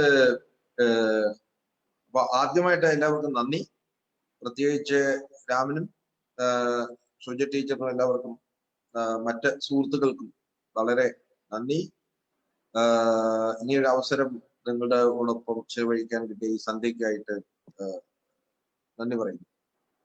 ഞാൻ എൻ്റെ പ്രസന്റേഷൻ 3 ഭാഗമായിട്ടാണ് പറയാൻ ഉദ്ദേശിച്ചത്. ആദ്യം ഈ 62 പേജുള്ള നാഷണൽ എഡ്യൂക്കേഷൻ പോളിസിയുടെ പ്രസക്തി എന്താണ് പുതിയ കാര്യങ്ങൾ, എന്താണ് അതിന്റെ പോസിറ്റീവ് സൈഡ്, രണ്ടാമത് എന്താണ് ഇതിന്റെ പ്രശ്നങ്ങൾ വരാൻ പോകുന്നത്, മൂന്നാമത് ഇതിന്റെ ഒരു വിമർശനാതീതമായിട്ട് പൊളിറ്റിക്കൽ എക്കോണമി ഒരു പെർസ്പെക്റ്റീവ്, ഒരു governance and political economy perspective. ആദ്യമായിട്ട് എനിക്ക് പറയാനുള്ളത്, ഈ 2016 ആദ്യ സുബ്രഹ്മണ്യൻ, അത് കഴിഞ്ഞ് 2019 ഡ്രാഫ്റ്റ് ഉണ്ടായപ്പോൾ ഡൽഹിയില് നാഷണൽ സെന്റർ ഫോർ അഡ്വക്കസി സ്റ്റഡീസും CBJയും മറ്റ് ഒരുപാട് organisation, centre for John Kurian ആയിരുന്നു നേതൃത്വം നൽകുന്നത്, സെന്റർ ഫോർ ലേണിംഗ് റിസോഴ്സ്, അങ്ങനെ ഞങ്ങൾ ഒരുപാട് കാര്യങ്ങൾ പ്രതികരിച്ചു. ഞങ്ങൾ മാത്രമല്ല, ഒരുപാട് സിവിൽ സൊസൈറ്റി പ്രതികരണങ്ങൾ ഉണ്ടായിട്ടുണ്ട്. അപ്പൊ പോസിറ്റീവായിട്ട് പറയുന്ന പല കാര്യങ്ങളും പറഞ്ഞത് പിന്നെ അവര് മുഖവരയ്ക്ക് എടുത്ത് ചില കാര്യങ്ങൾ ചെയ്തിട്ടുണ്ട്. അപ്പോ എന്റെ സബ്ജക്ട് ഗ്ലോബലൈസേഷൻ ആണ്. അപ്പൊ അതുമായിട്ട് ചേർത്തിട്ട് ഞാൻ 2-3 പെർസ്പെക്റ്റീവ് പറയാം. ഒന്ന്, എന്തൊക്കെയാണ് നമ്മൾ ഒരു മൊത്തത്തിൽ നോക്കുമ്പോൾ എന്താണ് പോസിറ്റീവ് സൈഡ്. പോസിറ്റീവ് സൈഡ് അത് എത്രമാത്രം നടക്കും എന്നുള്ളത് ഞാൻ രണ്ടാമത് പറയാം. പോസിറ്റീവ് സൈഡ് എന്ന് പറഞ്ഞാൽ അപ്പൊ ആദ്യം 1968, രണ്ടാമത് 1986. 1986 വിദ്യാഭ്യാസ നയം നടക്കുമ്പോൾ അതിനെതിരെ വരേണ്യ വിദ്യാഭ്യാസത്തിനും പ്രൈവറ്റൈസേഷനും ഒക്കെ എതിരെ അന്ന് ഞാൻ സേവ് എഡ്യൂക്കേഷൻ കമ്മിറ്റിയുടെ നാഷണൽ കൺവീനർ ആയിരുന്നു. അതിന്റെ പേട്രൺ VR കൃഷ്ണയ്യരായിരുന്നു. അന്ന് ഇന്ത്യയിലെ ആകമാനം യൂണിവേഴ്സിറ്റിയിൽ പോയി അതിനെ കുറിച്ച് സംസാരിച്ചിട്ടുണ്ട്. ആ പ്രശ്നം ഇപ്പോഴും ഉണ്ട്. വരേണ്യരും അല്ലാത്തൊരു സാധാരണക്കാരുമായിട്ടുള്ള വിദ്യാഭ്യാസത്തിന്റെ ആക്സസിബിലിറ്റി, അഫോർഡബിലിറ്റി ഒക്കെ ആയിരുന്നു അന്നത്തെ ചർച്ച. ഇപ്പോ നമ്മള് അത് കഴിഞ്ഞിട്ട് നരസിംഹറാവുവിന്റെ സമയത്ത് വീണ്ടും ഈ 1986 പോളിസി ഒന്നുകൂടെ റിവൈസ് ചെയ്തു. ഇപ്പോഴുണ്ടായിരിക്കുന്ന പോളിസി ഇതില് പ്ലസ് പോയിന്റ് എന്തൊക്കെ? പ്ലസ് പോയിന്റ് എന്ന് പറഞ്ഞാല് 2-3 കാര്യങ്ങൾ പറയാതിരിക്കും. ഒന്ന്, ചോയ്സസ് എന്ന് പറഞ്ഞൊരു സാധനമുണ്ട്. 2, നമ്മുടെ ഈ സ്കൂൾ വിദ്യാഭ്യാസം മറ്റ് രാജ്യങ്ങളുമായിട്ടുള്ള ഒരു താതാത്മ്യമുണ്ട്. അതായത് നമ്മള് റൈറ്റ് ടു എഡ്യൂക്കേഷൻ 2009 ഞങ്ങളൊക്കെ ഉൾപ്പെട്ട ഒരു കാര്യമാണ്. അന്ന് വലിയ ചർച്ചയാണ്. Article 21A right to information, right to education വലിയ ചർച്ചയായിരുന്നു അന്നത്തെ സമയത്ത്. 6 വയസ്സ് തൊട്ട് 14 വയസ്സ് വരെയായിരുന്നു. ഇപ്പോ ഈ എഡ്യൂക്കേഷൻ പോളിസിയിൽ ഒരുപാട് ചർച്ചയായിരുന്നു അതും. ഏർലി ചൈൽഡ്ഹുഡ് എഡ്യൂക്കേഷൻ എന്നുള്ളത് ഔപചാരികമായി അംഗീകരിക്കപ്പെട്ടിരിക്കുക. അതായത് ആദ്യത്തെ 5 വർഷം 3 വയസ്സ് തൊട്ട് 8 വയസ്സ് വരെയുള്ള കാലത്ത്. ഇത് ഇപ്പോ സത്യാവസ്ഥയില് കേരളത്തിലൊക്കെ നടക്കുന്നുണ്ട്. അംഗൻവാടിയും ECCയും ഒക്കെ ഉണ്ട് സത്യാവസ്ഥ. ഇന്ത്യയിൽ പലയിടത്തും നടക്കുന്നു. അത് ഒരു ഫോർമൽ സിസ്റ്റത്തിന്റെ ഭാഗമായിട്ട്. അപ്പൊ അതിൻ്റെ അകത്ത് പറയുന്നത് എന്താണ്? 3 വയസ്സ് തൊട്ട് 18 വയസ്സ് വരെ ആണ് വിദ്യാഭ്യാസത്തിന്റെ അവകാശം എന്നുള്ളതാണ് പറയുന്നത്. രണ്ടാമത് അതിന്റെ ഗുണം പറയുന്നത്, ഈ എല്ലാവർക്കും നമ്മുടെ കേരളത്തിൽ അംഗൻവാടിയിൽ ഓൾറെഡി നമ്മൾ ഭക്ഷണം കൊടുക്കുന്നുണ്ട് കേരളത്തിലൊക്കെ. അതൊക്കെ രാജ്യത്ത് എല്ലായിടത്തും ഈ ഏർലി ചൈൽഡ്ഹുഡ് ഔപചാരിക വിദ്യാഭ്യാസത്തിന്റെ ഭാഗമാവുകയും അങ്ങനെ ആകുമ്പോഴത്തേന് കൂടുതൽ ന്യൂട്രീഷൻ കിട്ടും എന്നൊക്കെയാണ് ധരിക്കപ്പെട്ടുപിടിക്കുന്നത്. അതൊക്കെ കണ്ടറിയാം. അപ്പോ ഇതിന്റെ അകത്ത് ചൈൽഡ് സൈക്കോളജിയുടെ ഒരു കാര്യമുണ്ട്. മിക്കവാറും നോർവേയിലും സ്വീഡനിലും മിക്കവാറും വിദേശ രാജ്യങ്ങൾക്ക് അകത്ത് ഈ ഒരു എഡ്യൂക്കേഷൻ പദ്ധതിയാണ് ആവിഷ്കരിച്ചിരിക്കുന്നത്. ഏർലി ചൈൽഡ്ഹുഡ് ആദ്യത്തെ 5 5+3+3+4 അതാണല്ലോ ഇപ്പോഴത്തെ ഒരു കാര്യം. അതിന്റെ യഥാർത്ഥത്തിൽ എന്ന് പറഞ്ഞാൽ നമ്മൾ ആദ്യം 3 വർഷം കൂടെ കൂടുതൽ നമ്മൾ കാണിക്കുന്നതെന്ന് പറഞ്ഞാൽ this is basically instead of 10+2. ഇത് എനിക്ക് ആദ്യം പറയാനുള്ളത് ലോകത്ത് പല രാജ്യങ്ങളിലും നടപ്പാക്കുന്നതാണ്. അത് ചൈൽഡ് സൈക്കോളജിയുടെ കാര്യത്തിലാണ് പറഞ്ഞത്. അതിന്റെ അകത്ത് തന്നെ അവർ പറഞ്ഞിരിക്കുന്നത് ഈ 3 വയസ്സ് തൊട്ട് 8 വയസ്സ് വരെ വീട്ടിൽ പറയുന്ന ഭാഷ സംസാരിക്കണമെന്ന്. എന്റെ 2 പ്രശ്നം പറയാം. അപ്പോ അത് they have not made it compulsory, wherever it is possible. ഇപ്പോഴും അത് നടക്കുന്നുണ്ട്. അപ്പൊ അതിന്റെ കാര്യം എന്ന് പറഞ്ഞാല് കുട്ടികൾ ഏറ്റവും കൂടുതൽ കാര്യങ്ങൾ മനസ്സിലാക്കുന്നത് വീട്ടിൽ സംസാരിക്കുന്ന ഭാഷയിലാണ്, മദർ ടങ്ങും ആണ് എന്നുള്ളതിലാണ്. പക്ഷെ ഇന്ത്യയിൽ എന്താ ഒരു പ്രശ്നം? ഇന്ത്യ പോലുള്ളൊരു മൾട്ടിലിംഗ്വൽ സമയത്ത് ഈ മദർ ടങ് എന്ന് പറയുന്ന പോലും വലിയ പ്രശ്നമുള്ളതാണ്. കാരണം പലര് പ്രത്യേകിച്ച് മെട്രോപൊളിറ്റൻ കോസ്മോപൊളിറ്റൻ രീതിയിൽ ജീവിക്കുന്നവരെല്ലാം മൾട്ടിലിംഗ്വൽ കമ്മ്യൂണിറ്റിയാണ്. അവർ ഏത് ഭാഷ തിരഞ്ഞെടുക്കുക എന്നൊക്കെയുള്ള പ്രശ്നമുണ്ട്. പക്ഷെ ഇൻ പ്രിൻസിപ്പൽ ഇത് ലോകത്ത് എല്ലായിടത്തും കാണുന്നതാണ്. നോർവേയിലും സ്വീഡനിലും ജപ്പാനിലും ഇപ്പൊ തായ്ലൻഡിലും എല്ലാം പറഞ്ഞിരിക്കുന്ന ഒരു വിഷയമാണ് മാതൃഭാഷയിലുള്ള പഠനമാണ് കൺസെപ്ച്വൽ ക്ലാരിറ്റിക്കും ബ്രെയിൻ ഡെവലപ്മെന്റിനും ഏറ്റവും നല്ലത്. അപ്പം ഈ ഒരു ഫ്ലെക്സിബിലിറ്റി ഇതിന്റെ അകത്ത് ഒരു കാര്യമുണ്ട്. പിന്നെ ഹയർ എഡ്യൂക്കേഷന്റെ കാര്യത്തിലും ഇപ്പോ വന്നിരിക്കുന്ന ചോയ്സ് ആൻഡ് ഫ്ലെക്സിബിലിറ്റി യഥാർത്ഥത്തിൽ നല്ലതാണെന്ന് വിചാരിക്കുന്ന ആളാണ് ഞാൻ. കാരണം മൾട്ടി ഡിസിപ്ലിനറി പെർസ്പെക്റ്റീവ് ഉള്ള ഒരാളാണ് ഞാൻ. സയൻസ് പഠിച്ചിട്ട് ലിറ്ററേച്ചറും, അത് കഴിഞ്ഞ് ലിംഗ്വിസ്റ്റിക്സും, അത് കഴിഞ്ഞ് സോഷ്യൽ സയൻസും, അത് കഴിഞ്ഞ് എക്കണോമിക്സും ഒക്കെ പഠിച്ച ആളാണ്. ഇപ്പോൾ ഉള്ള പ്രശ്നം എന്താണ്? നമ്മളെ വാട്ടർ ടൈറ്റ് കമ്പാർട്ട്മെന്റ് ആക്കിയിരിക്കുക. ഇപ്പൊ അമേരിക്കയിലെയും അല്ലെങ്കിൽ യൂറോപ്പിലെയും എന്താണ് വിദ്യാഭ്യാസ നയത്തിന്റെ ഒരു ഗുണം എന്ന് പറഞ്ഞാൽ ഹയർ എഡ്യൂക്കേഷൻ അല്ലെ ലിബറൽ BA അല്ലെങ്കിൽ ലിബറൽ ആർട്സ് എന്ന് പറയുന്ന സബ്ജക്ട് നമ്മൾ പഠിച്ചു കഴിഞ്ഞാൽ നിങ്ങൾക്ക് BSc ഫിസിക്സിന്റെ കൂടെ ഫിലോസഫി പഠിക്കാം, അല്ലെങ്കിൽ പൊളിറ്റിക്കൽ സയൻസ് പഠിക്കാം. മാത്തമാറ്റിക്സ് ഒരു കാര്യവും ലിംഗ്വിസ്റ്റിക്സ് വേറെ സബ്ജക്ട് കൊടുക്കുക. കാരണം മാത്തമാറ്റിക്സ് ലിംഗ്വിസ്റ്റിക്സ് തമ്മിൽ കണക്ഷൻ, മാത്തമാറ്റിക്സും എക്കണോമിക്സും സ്റ്റാറ്റിസ്റ്റിക്സും കൊടുക്കുക. ഇങ്ങനെയുള്ള ചോയ്സ് ഇന്ത്യയിൽ ഇല്ല എന്നുള്ളതാണ്. അതൊക്കെ ഞങ്ങളുടെയൊക്കെ കാലത്ത് ശരിക്കും അനുഭവിച്ചാണ്. ഇപ്പൊ എന്റെ മക്കളുടെ കാര്യത്തിൽ ഇപ്പൊ ഞാൻ അനുഭവിക്കുന്ന ഒരു പ്രശ്നമാണ്. കാരണം എന്ന് പറഞ്ഞാല് നിങ്ങളിപ്പം സയൻസ്, ഹ്യൂമാനിറ്റീസ്, കൊമേഴ്സ് എന്നുള്ളൊരു സാധനം വെച്ച് കഴിഞ്ഞാൽ പിന്നെ അങ്ങോട്ടും ഇങ്ങോട്ടും പോകാനൊക്കില്ല. എന്റെ മകൾക്ക് ബയോളജി വളരെ ഇഷ്ടമുള്ള സബ്ജക്റ്റാണ്. കെമിസ്ട്രി സയൻസിന്റെ അകത്ത് പലതും ഇഷ്ടമാണ്. പക്ഷെ ഹ്യൂമാനിറ്റീസ് അതിനെക്കാട്ടിലും ഇഷ്ടമുള്ള സബ്ജക്റ്റാണ്. പൊളിറ്റിക്സും ഹിസ്റ്ററിയും. അപ്പൊ പക്ഷെ ഹ്യൂമാനിറ്റീസിൽ ഇപ്പൊ ചേർന്നാൽ നിങ്ങൾക്ക് ഒരു സബ്ജക്ട് എടുക്കാം. അപ്പൊ അങ്ങനെ ഫ്ലെക്സിബിലിറ്റി ഉണ്ട്. മാത്സ് എടുത്തു. പക്ഷെ അമേരിക്കയില് അല്ലെങ്കിൽ വിദേശത്ത് ആഗോളതലത്തില് ഇപ്പൊ ആഫ്രിക്കയിൽ പോലും ഈ ചോയ്സസ് വളരെ ഇമ്പോർട്ടന്റ് ആണ്. കുട്ടികൾക്ക് എന്തൊക്കെ പഠിക്കാം, ആർട്ടും ഫിലോസഫിയും മാത്തമാറ്റിക്സോട് പഠിക്കാം. ഈ ഒരു ചോയ്സ് എന്റെ അഭിപ്രായത്തിൽ വളരെ നല്ലതാണ്. ഇപ്പം ഇത് പല ഇന്ത്യയിലെ പ്രൈവറ്റ് യൂണിവേഴ്സിറ്റി ചെയ്യുന്നുണ്ട്. പക്ഷേ ഇവർക്കൊന്നും സാധാരണക്കാരന് ആക്സസ് ഇല്ല. പിന്നെ ഉള്ളൊരു കാര്യം ഇന്ത്യയിലെ വലിയ പ്രശ്നമാണ്, ഞങ്ങളൊക്കെ നേരിട്ടാണ്, ഇപ്പോഴും നേരിടുന്നതാണ്. നിങ്ങൾ ഡിഗ്രി അല്ലെങ്കിൽ മാസ്റ്റേഴ്സ് പഠിക്കാൻ പോകുമ്പോൾ ക്രെഡിറ്റ് സിസ്റ്റം വെച്ചിട്ടാകുമ്പോഴത്തേന് നിങ്ങൾ 3 കൊല്ലം കഴിയുമ്പോൾ നിങ്ങൾക്ക് എന്തെങ്കിലും പ്രശ്നമുണ്ട്, നിങ്ങളൊരു ബ്രേക്ക് എടുക്കാം, മെഡിക്കൽ അല്ലെങ്കിൽ സബറ്റിക്കൽ എടുക്കാം, അല്ലെങ്കിൽ വീട്ടിലൊരു പ്രശ്നം വരും. അത് ഈ ക്രെഡിറ്റ് ബാങ്ക് എന്നുള്ള സിസ്റ്റത്തിൽ വന്നിട്ട് നിങ്ങൾക്ക് വീണ്ടും പഠനം തുടരാം. കാരണം എന്ന് പറഞ്ഞാല് 4, 5, 6 കൊല്ലം റിസർച്ച് ചെയ്തിട്ട് നിങ്ങൾക്ക് തീസിസ് സബ്മിറ്റ് ചെയ്യാൻ പറ്റില്ല. നിങ്ങളുടെ ഗൈഡുമായിട്ട് പ്രശ്നമുണ്ട്. പക്ഷെ അതിന്റെ ക്രെഡിറ്റ് കിട്ടിക്കഴിഞ്ഞാല് നിങ്ങൾക്ക് വീണ്ടും പോയി വേറെ അടുത്ത് ആ ക്രെഡിറ്റ് വെച്ചിട്ട് നിങ്ങൾക്ക് സബ്മിറ്റ് ചെയ്യാനൊക്കും. ഇപ്പം പറ്റില്ല. എഞ്ചിനീയറിംഗ് 3 കൊല്ലം പഠിച്ചിട്ട് നിങ്ങൾക്ക് എഞ്ചിനീയറിംഗ് ഇഷ്ടമല്ല എന്ന് പറഞ്ഞു കഴിഞ്ഞാൽ ആ ക്രെഡിറ്റ് വെച്ചിട്ട് നിങ്ങൾക്ക് വേറെ അടുത്ത് ഷിഫ്റ്റ് ചെയ്യണം. ഇതൊക്കെ എന്നെ സംബന്ധിച്ചിട്ട് ചോയ്സും ഫ്ലെക്സിബിലിറ്റിയും വളരെ നല്ല കാര്യം. അപ്പൊ ഇതൊക്കെയാണ് ഇതിൻ്റെ അകത്ത് എന്താണ് ഒരു പോസിറ്റീവ് സൈഡ്. പിന്നെ ഞാൻ കേരളത്തിന്റെ മലയാളത്തിൽ ഒരുപാട് പ്രാവശ്യം എഴുതിയൊരു കാര്യം, ഞാൻ നോർവേയുടെ അനുഭവത്തിൽ നിന്നാണ് എഴുതിയത്. നോർവേയിലും സ്വീഡനിലും ഒക്കെ ഇവിടെ എത്രാം ക്ലാസ് വേണം എന്നുള്ളിടത്തുള്ള പ്രശ്നമുണ്ട്. അവിടെ ഏതാണ്ട് 8ാം ക്ലാസ് മുതൽ 7-8 മുതൽ ആൾക്കാർക്ക് പ്ലംബിങ്ങും ഇലക്ട്രിക് പണിയും കാർപ്പൻട്രിയും ഒക്കെ ഏതെങ്കിലും ഒന്ന് ചോയ്സ് ചെയ്തേക്കും. അപ്പോ പലപ്പോഴും പ്രശ്നം, ഞാൻ എൻ്റെ അനുഭവം പറയാം. ഞാൻ നോർവേയിൽ ജീവിച്ചുകൊണ്ടിരുന്നപ്പം എൻ്റെ ഏറ്റവും വലിയ പ്രശ്നം ഈ ഒരു ഡോക്ടറെ നിങ്ങൾക്ക് അപ്പോയിന്റ്മെന്റ് അവിടെ നോർവേ കിട്ടും. കാരണം നോർവേയിൽ പ്രൈവറ്റ് ഹോസ്പിറ്റൽ ഇല്ല, ഗവൺമെന്റ് ഹോസ്പിറ്റൽ മാത്രമേ ഉള്ളൂ എല്ലാം. പക്ഷെ ഒരു പ്ലംബറെ കിട്ടാൻ വേണ്ടി വലിയ പ്രശ്നം. പ്ലംബറിന് നിങ്ങൾ അപ്പോയിന്റ്മെന്റ് എടുക്കണം. അപ്പോഴാണ് ഞാൻ വിചാരിച്ചത് എന്റെ വിദ്യാഭ്യാസം ഒരുപാട് പുസ്തകങ്ങളൊക്കെ മേടിച്ച് ഒരുപാട് കാര്യങ്ങൾ വായിച്ച് ഒരുപാട് പ്രസംഗിച്ച്, പക്ഷെ എനിക്കൊരു പൈപ്പ് ഒരു ഷവർ ഫിക്സ് ചെയ്യാൻ പോലുള്ള ഒരു ബേസിക് നോളജ് ഇല്ലായിരുന്നു.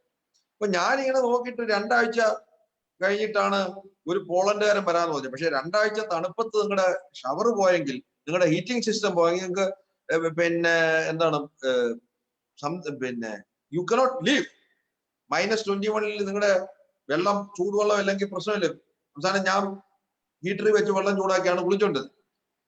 പക്ഷേ ഒരു വലിയ ഓർഗനൈസേഷന്റെ സിഇഒ, വലിയ സീനിയർ ആയുള്ള ആൾ, ഞാൻ കണ്ടപ്പോ പറഞ്ഞു വലിയ പ്രശ്നമായിപ്പം ഒരു പ്ലംബറെ കിട്ടാൻ വലിയ പ്രശ്നമാണ്. അദ്ദേഹം വലിയൊരു കമ്പനിയുടെ സിഇഒ ആണ്. അദ്ദേഹം പറഞ്ഞു എന്താ ജോൺ പ്രശ്നം? വന്നിട്ടുണ്ടല്ലോ. 2 മിനിറ്റ് പുള്ളി ഇത് ഫിറ്റ് ചെയ്തു, സാധനം മേടിച്ചിട്ട്. അപ്പോഴാണ് ഞാൻ മനസ്സിലായത് പുള്ളിയുടെ എല്ലാവരുടെയും നോർവേയിൽ മിക്കവാറുടെയും കാറിൽ ഒരു ടൂൾ ബോക്സ് ഉണ്ട്. അപ്പൊ ഞാൻ പറഞ്ഞു നിങ്ങൾ വലിയ പുള്ളിയാണല്ലോ, നിങ്ങൾ he's the CEO of a company, very very senior man.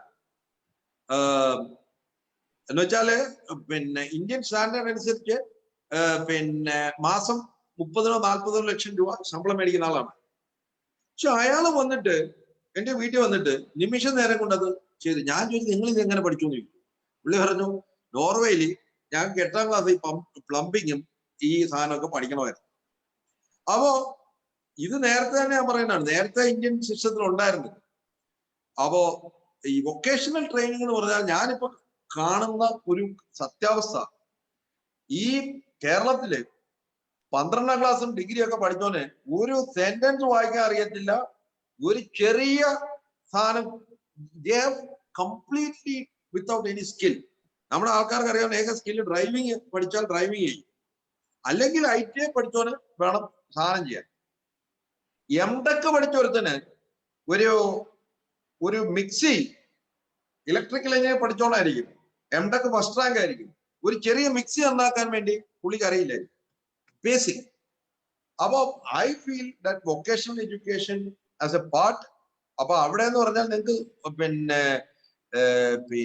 Pottery പഠിക്കാം. There number of options. ഇന്ത്യയിൽ തന്നെ ഇത് വളരെ സജീവമായിട്ട് നടത്തുന്നതാണ്. കൃഷ്ണമൂർത്തി ഫൗണ്ടേഷന്റെ സ്കൂളുകളിൽ ഇത് വളരെ സജീവമായിട്ട് ചെയ്യുന്നു. ഞാൻ അതിനെ അനുകൂലിക്കുന്നതാണ്. പക്ഷെ അത് എങ്ങനെ നടത്തും എന്നുള്ളതാണ്. അപ്പൊ ഇതൊക്കെ നല്ല കാര്യം. എന്താണ് പ്രശ്നം? ഈ പുസ്തകത്തിലെ പശു പുല്ലു തിന്നുന്നില്ല, അത് നേരത്തെ നമ്മൾ പഠിച്ച. ഇവര് ഈ ഭയങ്കര കാര്യമൊക്കെ പഠിച്ചിട്ട് ഇവർ പറയുന്നത് 6% ആയിട്ട് GDPയുടെ 6% വളർത്തും എന്നുള്ളത് നല്ല കാര്യം. ആര് വളർത്തും, എങ്ങനെ വളർത്തും? പിന്നെ ഒരു കാര്യം കൂടെ ഞാൻ മറന്നുപോയി, ആഗോള പ്രശ്നം.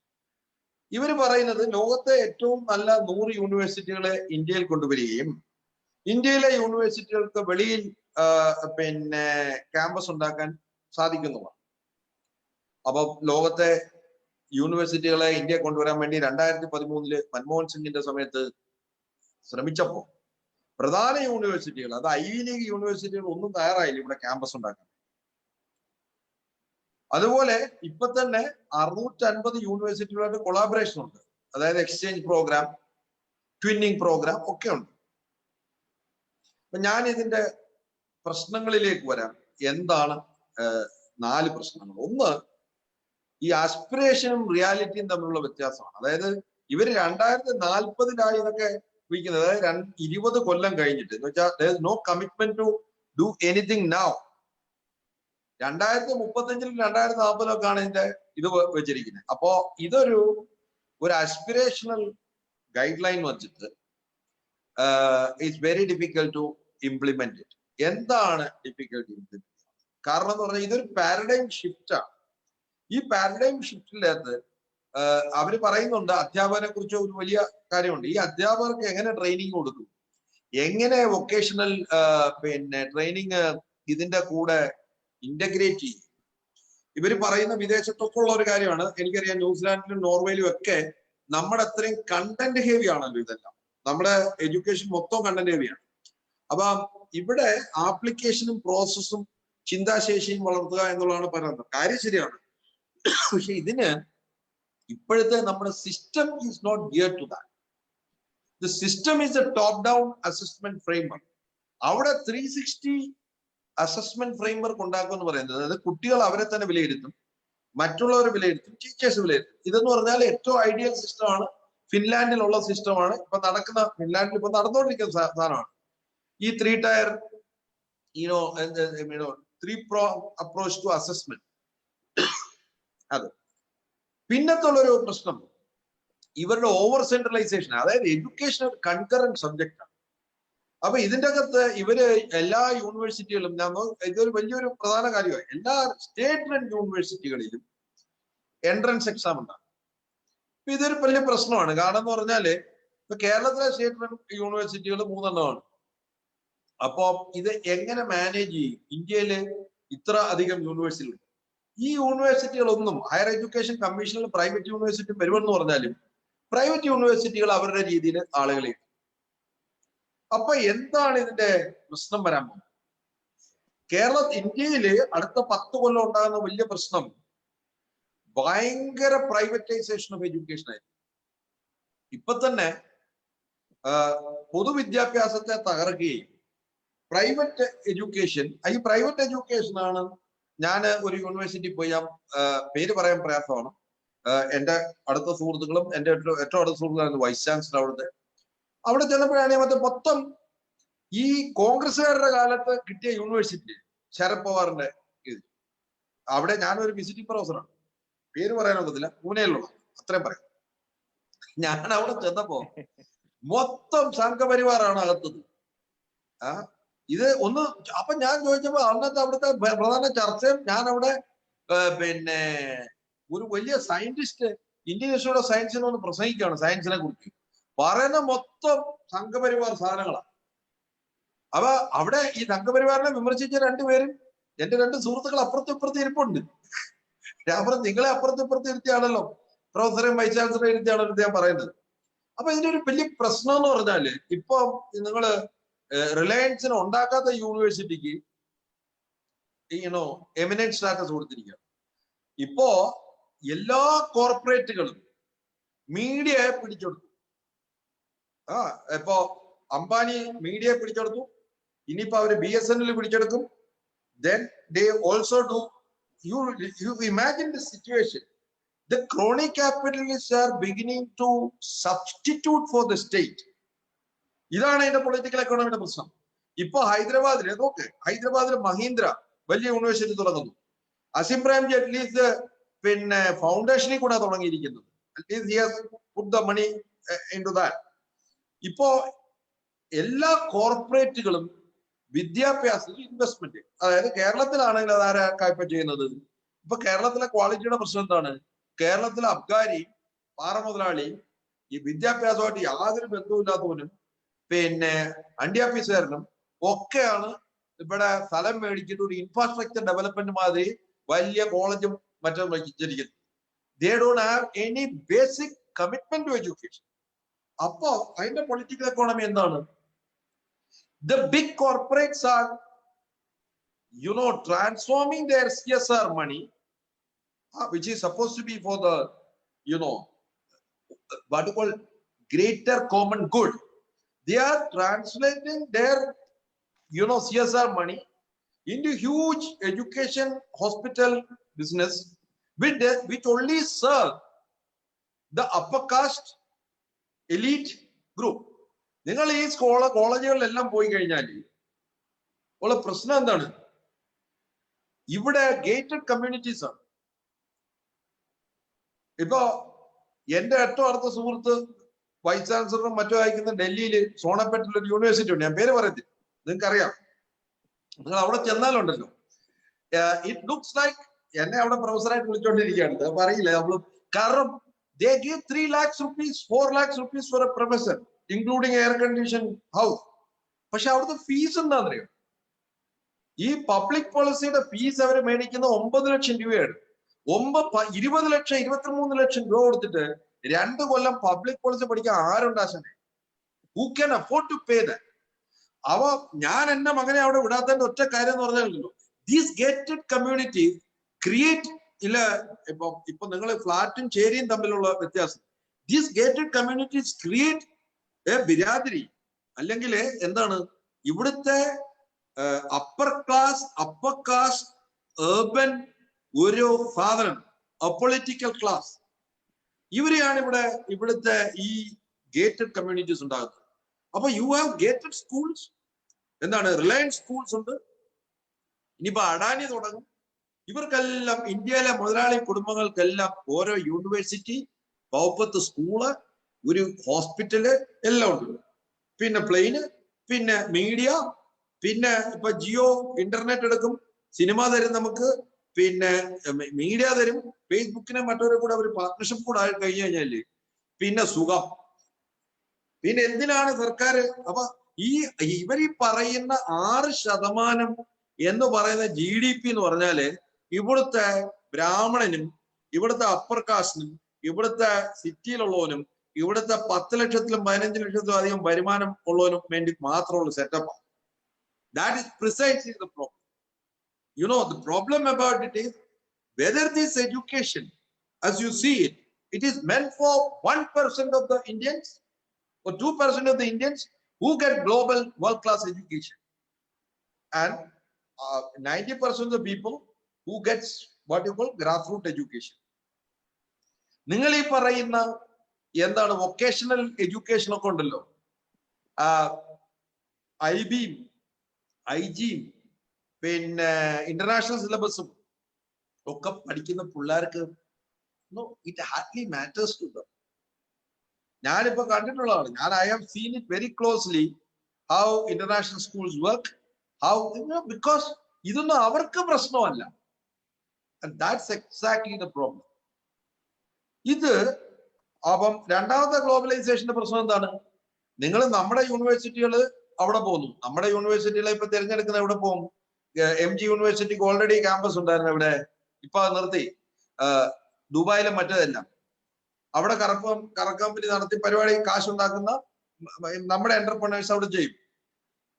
രണ്ടാമത്തെ പ്രശ്നം എന്താണ്? വിദേശ യൂണിവേഴ്സിറ്റിയിൽ ഇവിടെ വരുന്നത് കൊണ്ട് എനിക്ക് പ്രശ്നമൊന്നുമില്ല, ഇന്ത്യ ഗ്ലോബൽ ഡെസ്റ്റിനേഷൻ ആകുന്നതുകൊണ്ട് പ്രശ്നമില്ല. പക്ഷേ ഇവിടെ ആരൊക്കെ ആയിരിക്കും ഇതിന് പോകുന്നത്? $10,000 ഓക്കെ. പിന്നെ UK ഇപ്പോ നിങ്ങളൊരു MAക്ക് ചേരണമെങ്കിൽ 20,000 പൗണ്ടാണ് വേണ്ടത്. അല്ല, അവർ ഇന്ത്യയിൽ വന്നപ്പോഴത്തേനും 10,000 പൗണ്ടാണ്. 10,000 പൗണ്ട് എന്ന് പറഞ്ഞാൽ 9 ലക്ഷം രൂപ കൊടുത്ത് എത്ര പേർക്ക് പോകാൻ നോക്കും? That exactly is the problem about when you say globalization, etc. Okay. Last but not the least, ഇവര് നമ്മുടെ സുജിത് ടീച്ചർ പറഞ്ഞതുപോലെ ഈ അസ്പിറേഷൻസിന്റെ ഇടയ്ക്ക് ഇവര് സത്യാർത്ഥം പറഞ്ഞാൽ ഒരു കാര്യം പറയാതിരിക്കാൻ കഴിയില്ല. ഇതിന്റെ അകത്ത് ഇവര് ക്ലാസിന്റെ കരിക്കുലത്തിന്റെ അകത്ത് അവർ ഭയങ്കരമായിട്ട് പറഞ്ഞ ജെൻഡർ സെൻസിറ്റിവിറ്റി വേണം, ഇതൊക്കെ സിവിൽ സൊസൈറ്റി ഓർഗനൈസ് ചെയ്യണം, ജെൻഡർ സെൻസിറ്റിവിറ്റി വേണം, എൻവയൺമെന്റൽ എഡ്യൂക്കേഷൻ വേണം, human rights and constitutional values. There has to be a stress on constitutional values, and there within the curriculum there has to be localization of the curriculum. ഇതൊക്കെ കൃത്യമായിട്ട് പറയുന്നുണ്ട്. അപ്പൊ അസസ്മെന്റിലും ഇപ്പൊ പ്രശ്നം എന്താണ്? While you have a great lofty ideas and international aspirations, you do not have a system which can deliver it. എന്താണ് പ്രശ്നം? നമ്മുടെ പഴയ രാഷ്ട്രീയത്തെ കുറിച്ച് ഞാൻ പറയുന്ന പോലെയാണ്. ഈ 386 കമ്പ്യൂട്ടറെ കൊണ്ടിട്ട് ഏറ്റവും ലേറ്റസ്റ്റ് സോഫ്റ്റ്വെയർ ഇട്ടാൽ എന്ത് പറ്റും? That's what exactly. You have an old, your hardware is casteist, communal, which discriminate Adivasis and Dalits inherently. അതിൻ്റെ അകത്താണ് നിങ്ങൾ പറയുന്നത് എന്താ പറയും? ഞങ്ങൾ ഇതാ ഒരു ഇക്വാളിറ്റിയുടെ, ഫ്രറ്റേണിറ്റിയുടെ, പിന്നെ ജസ്റ്റിസിന്റെ ഒക്കെ വലിയൊരു സോഫ്റ്റ്വെയർ ഇതാ ഞങ്ങൾ കൊണ്ടിട്ട്. ഈ dichotomy of hardware and software is very problematic. അതേ സമയത്ത് നിങ്ങൾ പറയുന്ന ഏറ്റവും ലേറ്റസ്റ്റ് സോഫ്റ്റ്വെയറും ഏറ്റവും ലേറ്റസ്റ്റ് ഹാർഡ്വെയറും കിട്ടുന്ന ആർക്കാന്നറിയാമോ? ഇന്ത്യയിലെ 1% of the rich and powerful. അവർക്ക് ഇതൊന്നും ബാധകമല്ല. നാഷണൽ എഡ്യൂക്കേഷൻ പോളിസി ബാധകമല്ല. ഇതിപ്പം എന്റെ മക്കളുടെ കൂടെ പഠിച്ചവരല്ല, സത്യമാണ്, നമ്മളും എലീറ്റാണ് ആ രീതിയിൽ. പിന്നെ വിദേശത്തു നിന്ന് വന്നതുകൊണ്ട്, വിദേശത്താണല്ലോ എന്റെ മക്കൾ പഠിച്ചതും ഞാൻ ജീവിച്ചതും. അപ്പൊ കേരളത്തില് വലിയ പ്രയാസമാണ്, കാരണം systems are very different.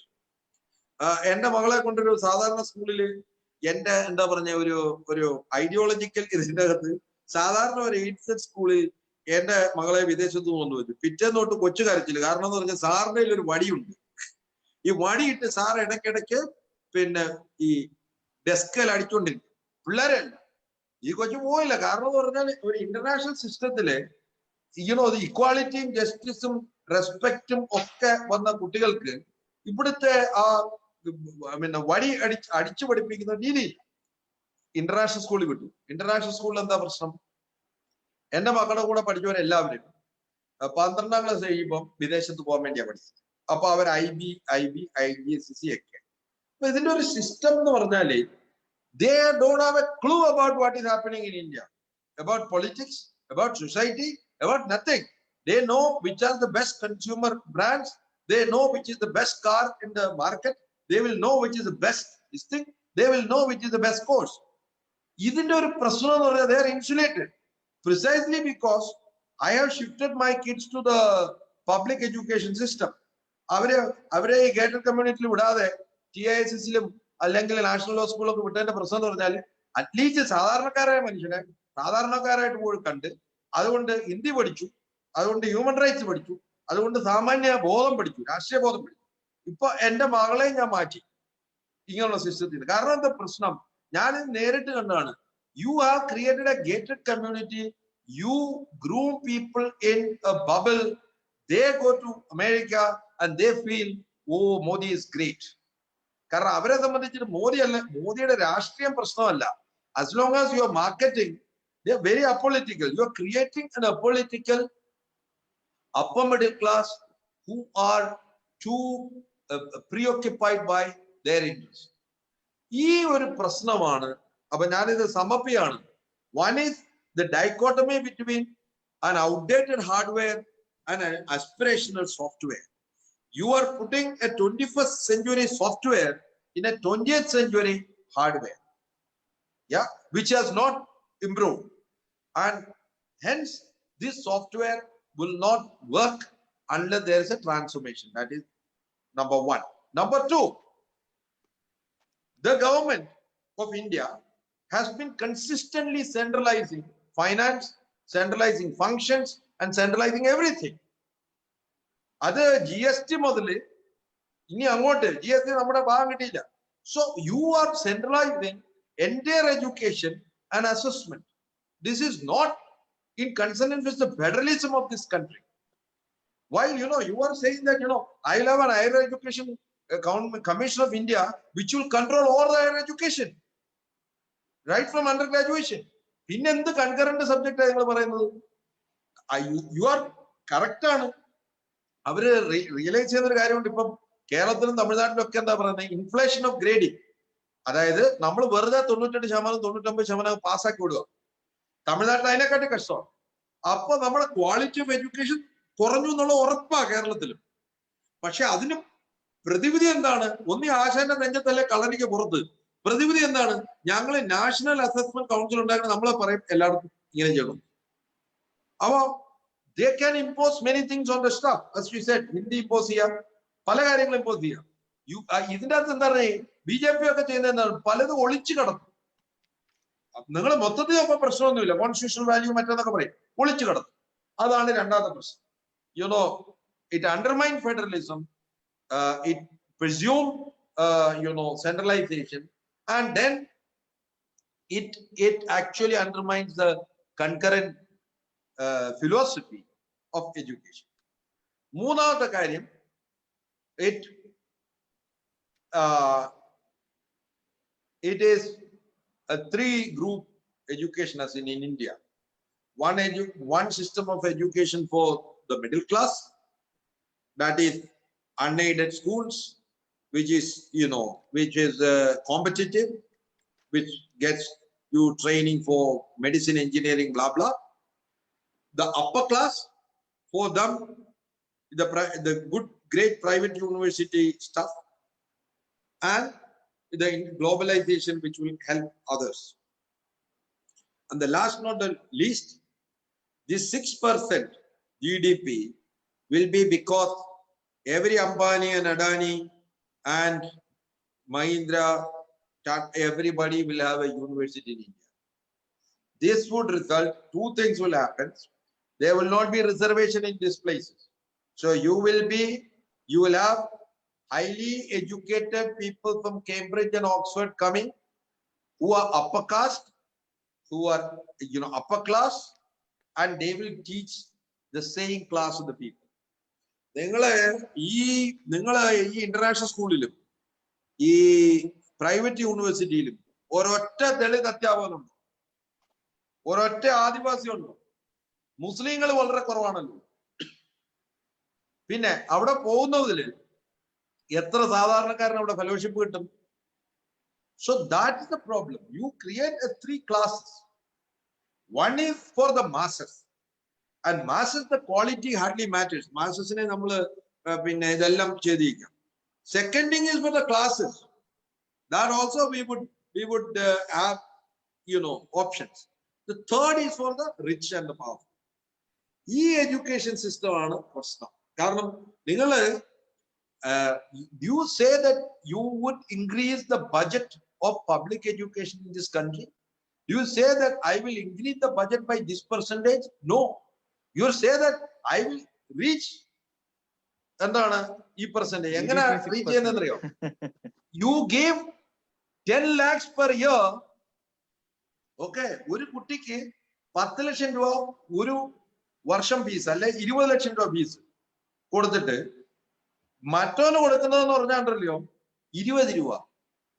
The investment കണ്ടോ? That is why the problem. The problem like GDP കൊണ്ട് പറഞ്ഞോളാ. ജഡ്ജിക്ക് 1.5 ലക്ഷം രൂപയുണ്ട്, പിയൂണിന് 15,000 രൂപ, പിന്നെ ജഡ്ജിക്ക് 1,90,000 എന്താണ്, പിയൂണിന് ഡ്രൈവർക്ക് 10,000. അവരെ രണ്ടിന്റെ കൂടെ പെർ ക്യാപിറ്റ ഇൻകം എന്താണ്? 1 ലക്ഷം രൂപ.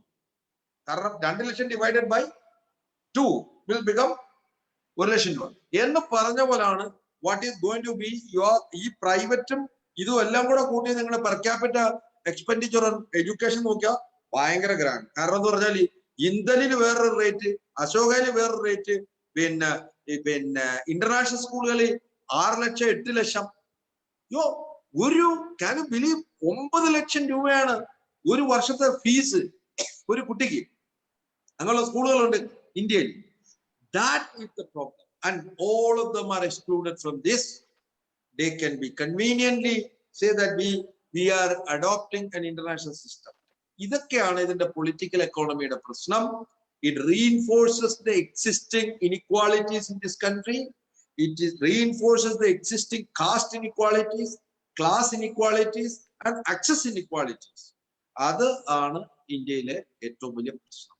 And this rich and the class people, they don't care who is coming to power in India. This is the class which says that we need efficiency, we don't mind an authoritarian rule. This is the class which say Singapore is the best model, right? Because you have a freedom of choice, but you don't have a freedom of expression, right? So you have a capital. Everybody is saying that why can't India and Kerala be like Singapore? In Singapore, you have a freedom of choice, but there is no freedom of expression. And that is the problem which I am worried about. This new middle class, new upper middle class coming through that kind of education, they are the people who speaks in the television. They are the Arnab Gosamis of this country. They are the people who determine the media.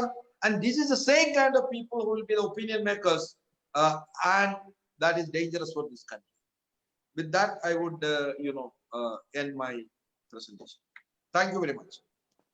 നന്ദി John. വളരെ ഇതിന്റെ ഈ പോളിസിയുടെ എഴുത്തിലുണ്ടായിട്ടുള്ള അതിന്റെ ശക്തിയും അതിന്റെ ദൗർബല്യങ്ങളും വളരെ വിശദമായി അതിന്റെ ഒരു പൊളിറ്റിക്കൽ ഇക്കണോമി ലെൻസിലൂടെ പരിശോധിച്ചതിന് വളരെ നന്ദി. ഞാൻ കുറച്ച് ചോദ്യങ്ങളിലേക്കും ചർച്ചകളിലേക്കും, ഒരുപാട് ചോദ്യങ്ങൾ നമുക്ക് ഫേസ്ബുക്ക് ലൈവിൽ വന്നിട്ടുണ്ട്. അതെല്ലാം സമ്മപ്പ് ചെയ്തുകൊണ്ട് ഞാൻ കുറച്ച് ചോദ്യങ്ങളിലേക്ക് വരണം. ആദ്യം സുജ ടീച്ചറോടാണ് ആദ്യത്തെ ചോദ്യം. ഈ നിങ്ങൾ തുടങ്ങി വെച്ചത് തന്നെ ഈ പോളിസി നമ്മൾ വായിക്കുകയാണെങ്കിൽ നിങ്ങൾ രണ്ടുപേരുടെയും പ്രത്യേകത എന്ന് പറഞ്ഞാൽ രണ്ടുപേരും ലിംഗ്വിസ്റ്റുകളായതിനു ശേഷം പോളിസിയിലേക്ക് വന്ന ആളുകളാണ്. അപ്പോ ഒരു പ്രധാനപ്പെട്ട കാര്യം വൊക്കാബുലറി എന്നുള്ളത് അതിനും അതിൻ്റെതായിട്ടുള്ള ഒരു രാഷ്ട്രീയമുണ്ട്. അപ്പൊ നിങ്ങൾ ഒരു സബ്വേർഷൻ ഈ പോളിസിയുടെ അകത്ത് വരുന്നുണ്ട് എന്നുള്ളത് രണ്ടുപേരുടെയും ചർച്ചയിൽ നിന്ന് വളരെ വിശദമായി വന്നൊരു കാര്യം. പറയുന്ന കാര്യങ്ങളും ചെയ്യുന്ന അല്ലെങ്കിൽ ചെയ്യാൻ കഴിയുന്ന കാര്യങ്ങൾ തമ്മിലൊരു വ്യത്യാസം, ആ ഒരു ഡൈക്കോട്ടമി അത് വളരെ വിശദമായി രണ്ടുപേരും നിങ്ങൾ സംസാരിച്ചു. ഈ വൊക്കാബുലറി ഒരു പ്രശ്നം, ഈ വൊക്കാബുലറി ഉപയോഗിച്ചുകൊണ്ട് ചെയ്യുന്ന കാര്യങ്ങൾ വേറെയാകുമ്പോൾ ഇതിൽ ഉണ്ടാകുന്ന ഒരു സാധാരണക്കാരായ വിദ്യാർത്ഥികളെ സംബന്ധിച്ചിടത്തോളം അവർക്ക് ഈ ത്രിഭാഷാ പദ്ധതി എന്നുള്ള രീതിയിൽ ഇവർ പറയുമ്പോഴും മാതൃഭാഷയിലൂടെയുള്ള പഠനം എന്ന് പറയുമ്പോഴും ഇത് നടപ്പിലാക്കുന്ന വ്യവസ്ഥകളെ പറ്റിയിട്ട് മലയാളം മിഷന്റെ ഒക്കെ ഒരു പല സ്ഥലത്തും നിങ്ങൾ അതിന് ഇന്ത്യയിലൊട്ടാകെ ഡൽഹിയിലായാലും ബാംഗ്ലൂരിലായാലും മറ്റു നഗരങ്ങളിലായാലും വിദേശ രാജ്യങ്ങളിലായാലും കുട്ടികളെ മലയാളം പഠിപ്പിക്കുന്നതിന്റെ ബുദ്ധിമുട്ട് പോലെ തന്നെ കുട്ടികൾക്ക് മറ്റു ഭാഷകൾ പഠിക്കാൻ ബുദ്ധിമുട്ടുണ്ടാവും. ആ ഒരു ഭാഷാപരമായ ഒരു ലെൻസ് ഒന്ന് സുജി ടീച്ചർക്ക് ഇതിനെ പറ്റി എന്താ പറയാനുള്ളത്? ഒന്ന്, ഇത് ഭാഷ പഠിക്കുന്നതിന്റെ ബുദ്ധിമുട്ടല്ല ഇതിലുള്ളത്. നേരത്തെ ജോൺ സാമുവൽ പറഞ്ഞ പോലെ ഈ പോളിസിയിൽ വിശദമായി എഴുതിയതുപോലെ നമ്മൾ വീട്ടിൽ സംസാരിക്കുന്ന ഭാഷയിൽ പഠിക്കുക എന്ന് പറയുന്നത് വളരെ മോഹനമായ കാര്യം തന്നെയാണ്. അതിപ്പം ഏതെങ്കിലും ഒരു ഭാഷ സംസാരിക്കുന്ന രാജ്യങ്ങളില്, ഇപ്പൊ യൂറോപ്പിലെ പല രാജ്യങ്ങളിലും അവരവരുടെ ഭാഷയിൽ പ്രത്യേകിച്ചും സ്കൂൾ എഡ്യൂക്കേഷൻ നടത്തുന്നുണ്ട്. അത് ശരിക്കും അഭിനന്ദനാർഹമാണ്, മാതൃകാപരമാണ്. ഇന്ത്യയെ സംബന്ധിച്ചിടത്തോളം നമ്മുടെ മാതൃഭാഷ എന്ന് പറയുമ്പോൾ ഏത് മാതൃഭാഷ? ഇപ്പൊ ത്രിഭാഷാ പദ്ധതി നമ്മൾ വളരെ കാലമായി പറഞ്ഞുകൊണ്ടിരിക്കുന്ന ഒരു കാര്യമാണ്. തെക്കൻ സംസ്ഥാനങ്ങൾ ത്രിഭാഷാ പദ്ധതി നടപ്പിലാക്കുന്നു. തമിഴ്നാട് കുറച്ച് പ്രതിരോധിക്കുന്നുണ്ടെങ്കിലും അവരുടെയും മറ്റ് എഡ്യൂക്കേഷൻ സിസ്റ്റത്തിലൊക്കെ അത് നടന്നു പോകുന്നുണ്ട്. എന്നാൽ ഉത്തരേന്ത്യൻ സംസ്ഥാനങ്ങൾ എത്ര സംസ്ഥാനങ്ങൾ ഈ ത്രിഭാഷ പദ്ധതിയിൽ അവരുടെ എഡ്യൂക്കേഷൻ നടത്തി വരുന്നു? അത് തന്നെ ഒരു രാഷ്ട്രീയമാണ്. ഈ സ്വതന്ത്ര ഇന്ത്യ ഇന്ത്യയുടെ വടക്കിന്റെ അധികാരവും തെക്കിന്റെ അധികാരവും തമ്മിലുള്ള ഒരു പ്രശ്നം തന്നെയുണ്ട്. തെക്കൻ സംസ്ഥാനങ്ങളുടെ ഭാഷയെ ഔദ്യോഗിക ഭാഷയായി അവർ അംഗീകരിക്കുന്നില്ല. യഥാർത്ഥത്തിൽ ത്രിഭാഷാ പദ്ധതി മുന്നോട്ട് വെച്ചപ്പോൾ ഉത്തരേന്ത്യൻ സംസ്ഥാനങ്ങൾ തെക്കൻ സംസ്ഥാനങ്ങളുടെ ഏതെങ്കിലും ഒരു ഭാഷ കൂടി പഠിക്കണമെന്നാണ് നിർദ്ദേശിച്ചിരുന്നത്. അവരൊന്നും അത് നടപ്പിലാക്കിയിട്ടില്ല. തെക്കൻ സംസ്ഥാനങ്ങൾ ത്രിഭാഷാ പദ്ധതി നടപ്പിലാക്കുകയും ചെയ്തു. ഇപ്പൊ കുറെ കൂടി വിപുലമായ ഒരു വാഗ്ദാനമാണുള്ളത്.